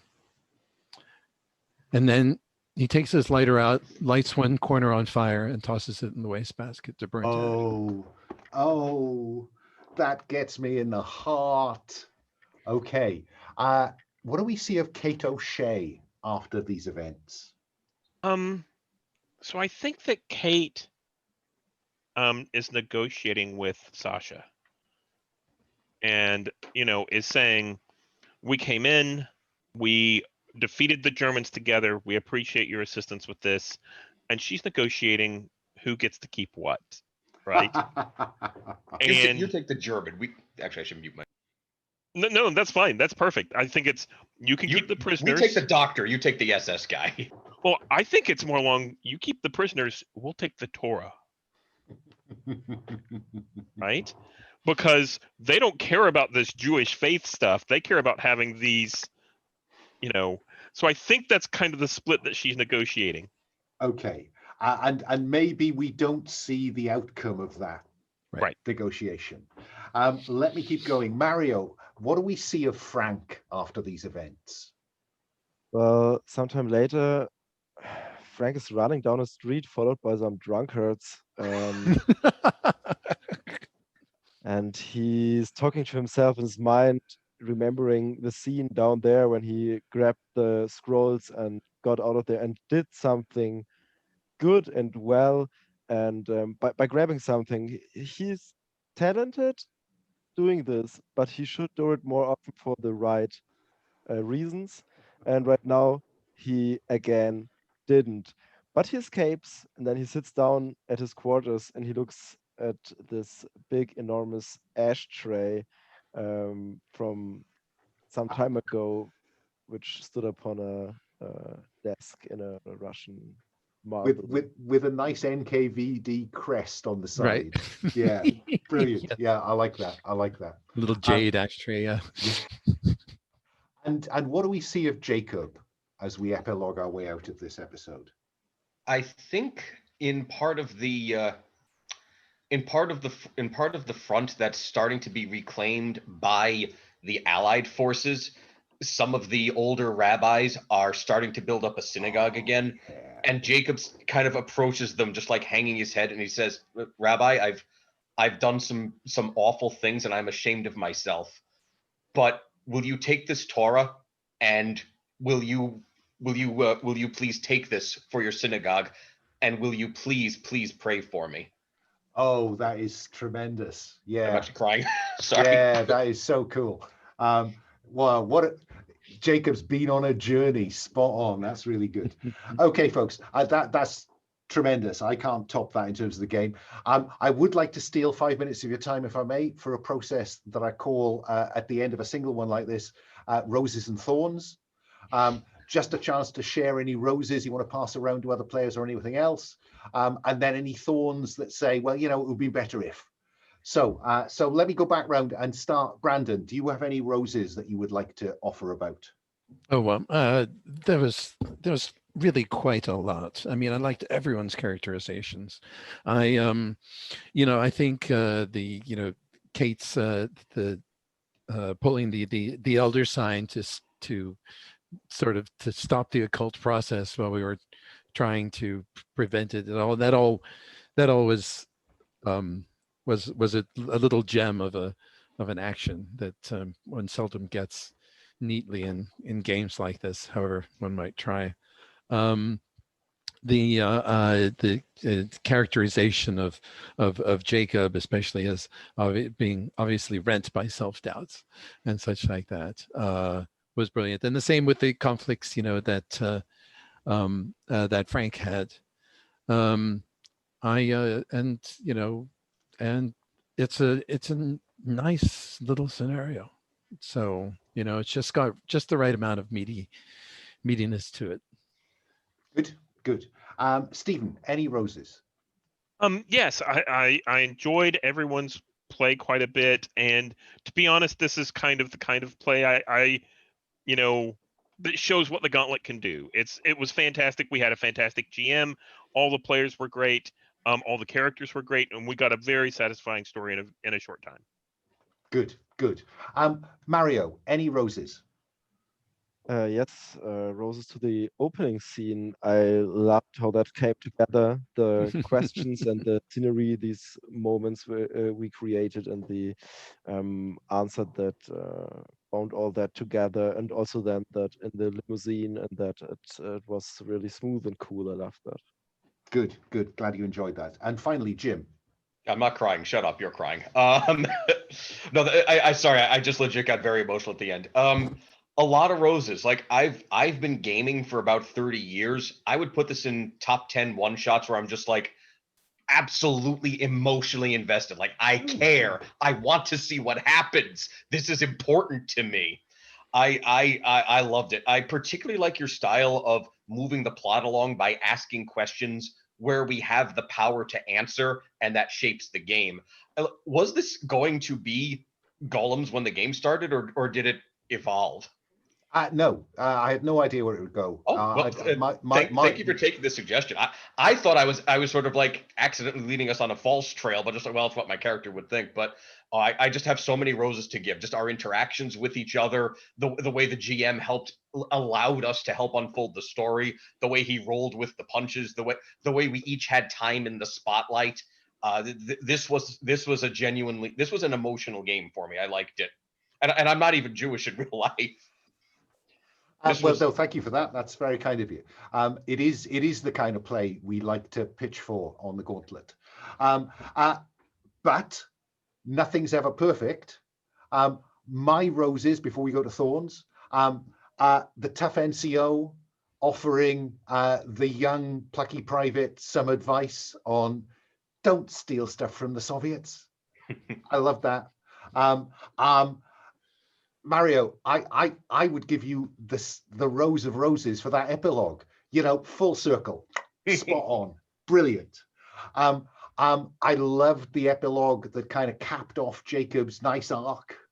The kind of I'm not religious, but I do have my Torah, right the way through to pray for me, Rabbi.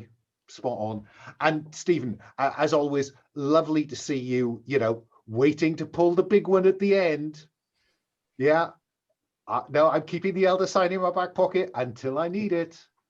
And then, you know, it just was very nice to have you continue to investigate the golem in the ground. And to all of you for giving me the stuff to stitch that together into a session. But there will have been thorns. There will have been things that would have been better if. I used to be a secondary head teacher. I have criticized performance left, right, and center my entire career. So don't hold back. Let me go back round. Brandon, what could have been better? Honestly, not very much. There was a couple of times where I thought that we needed a short interval for interaction. The one time I brought that up, you granted it immediately. That's the only thing I'd say, which is that keep in mind that the characters, because you know your method of going from character to character is brilliant for spotlight, right? To make sure that everyone gets spotlight, especially in an online environment where we don't have physical cues, you know, to help out. But it doesn't mean that the characters don't need brief, well circumscribed, you know, intervals. You can still referee them strongly to make sure that they don't devolve into people sitting around the table endlessly debating what they ought to do. But sometimes, you know, when you've set up these nice characters, give them a chance to knock sparks off each other, you know, for the good or ill. That's it. Fair point. Very fair point. Stephen.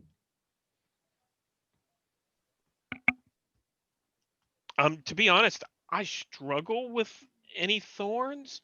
I know that at least I thought the game was introduced very well. The mechanics were introduced very well. I didn't have much experience with Cthulhu Dark or any of the rules, but it was very easy for me to catch on. The only thing I can think of is I know that during the game I was a little stressed for time. I wanted to make sure that we were moving along at the pace that we needed to. We still got a very satisfying story, and I think the timing was great. Thank you. Mario, thorns. Oh, difficult.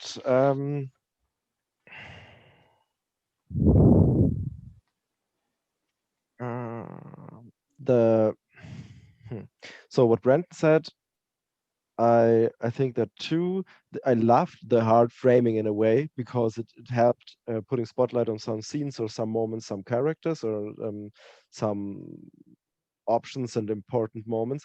But it would have been cool to discuss some things in more detail between characters. But also, since English is not my first language, it helped me because I didn't have to get out there as much and talk like whatever chit chat. And I think as a private who is kind of a rookie here and doesn't know what to do at all. It was sometimes difficult to know what to do as a character. So the role was cool. I had fun with it, and I also had fun with stealing stuff and so I put a focus on that, and you did too, and that was really cool. Yeah, but I think that's something one could discuss in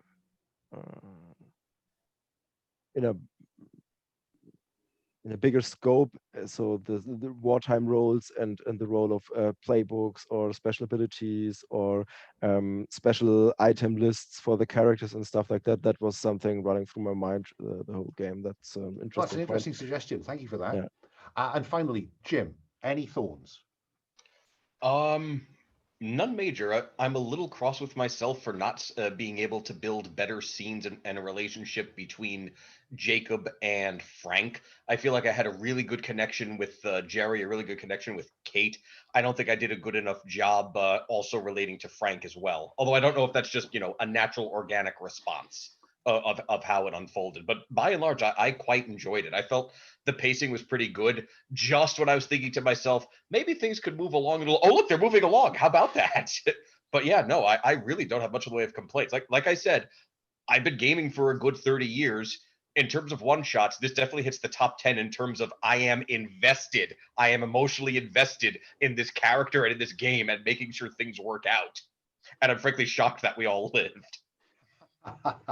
Yeah, my thorn was I think I struggled sometimes to get Frank in because I hadn't thought it through, but because you're in a foreign country, the kind of personal charm aspect of conning people on things doesn't really work very well. So that's one for me to think about in terms of setup.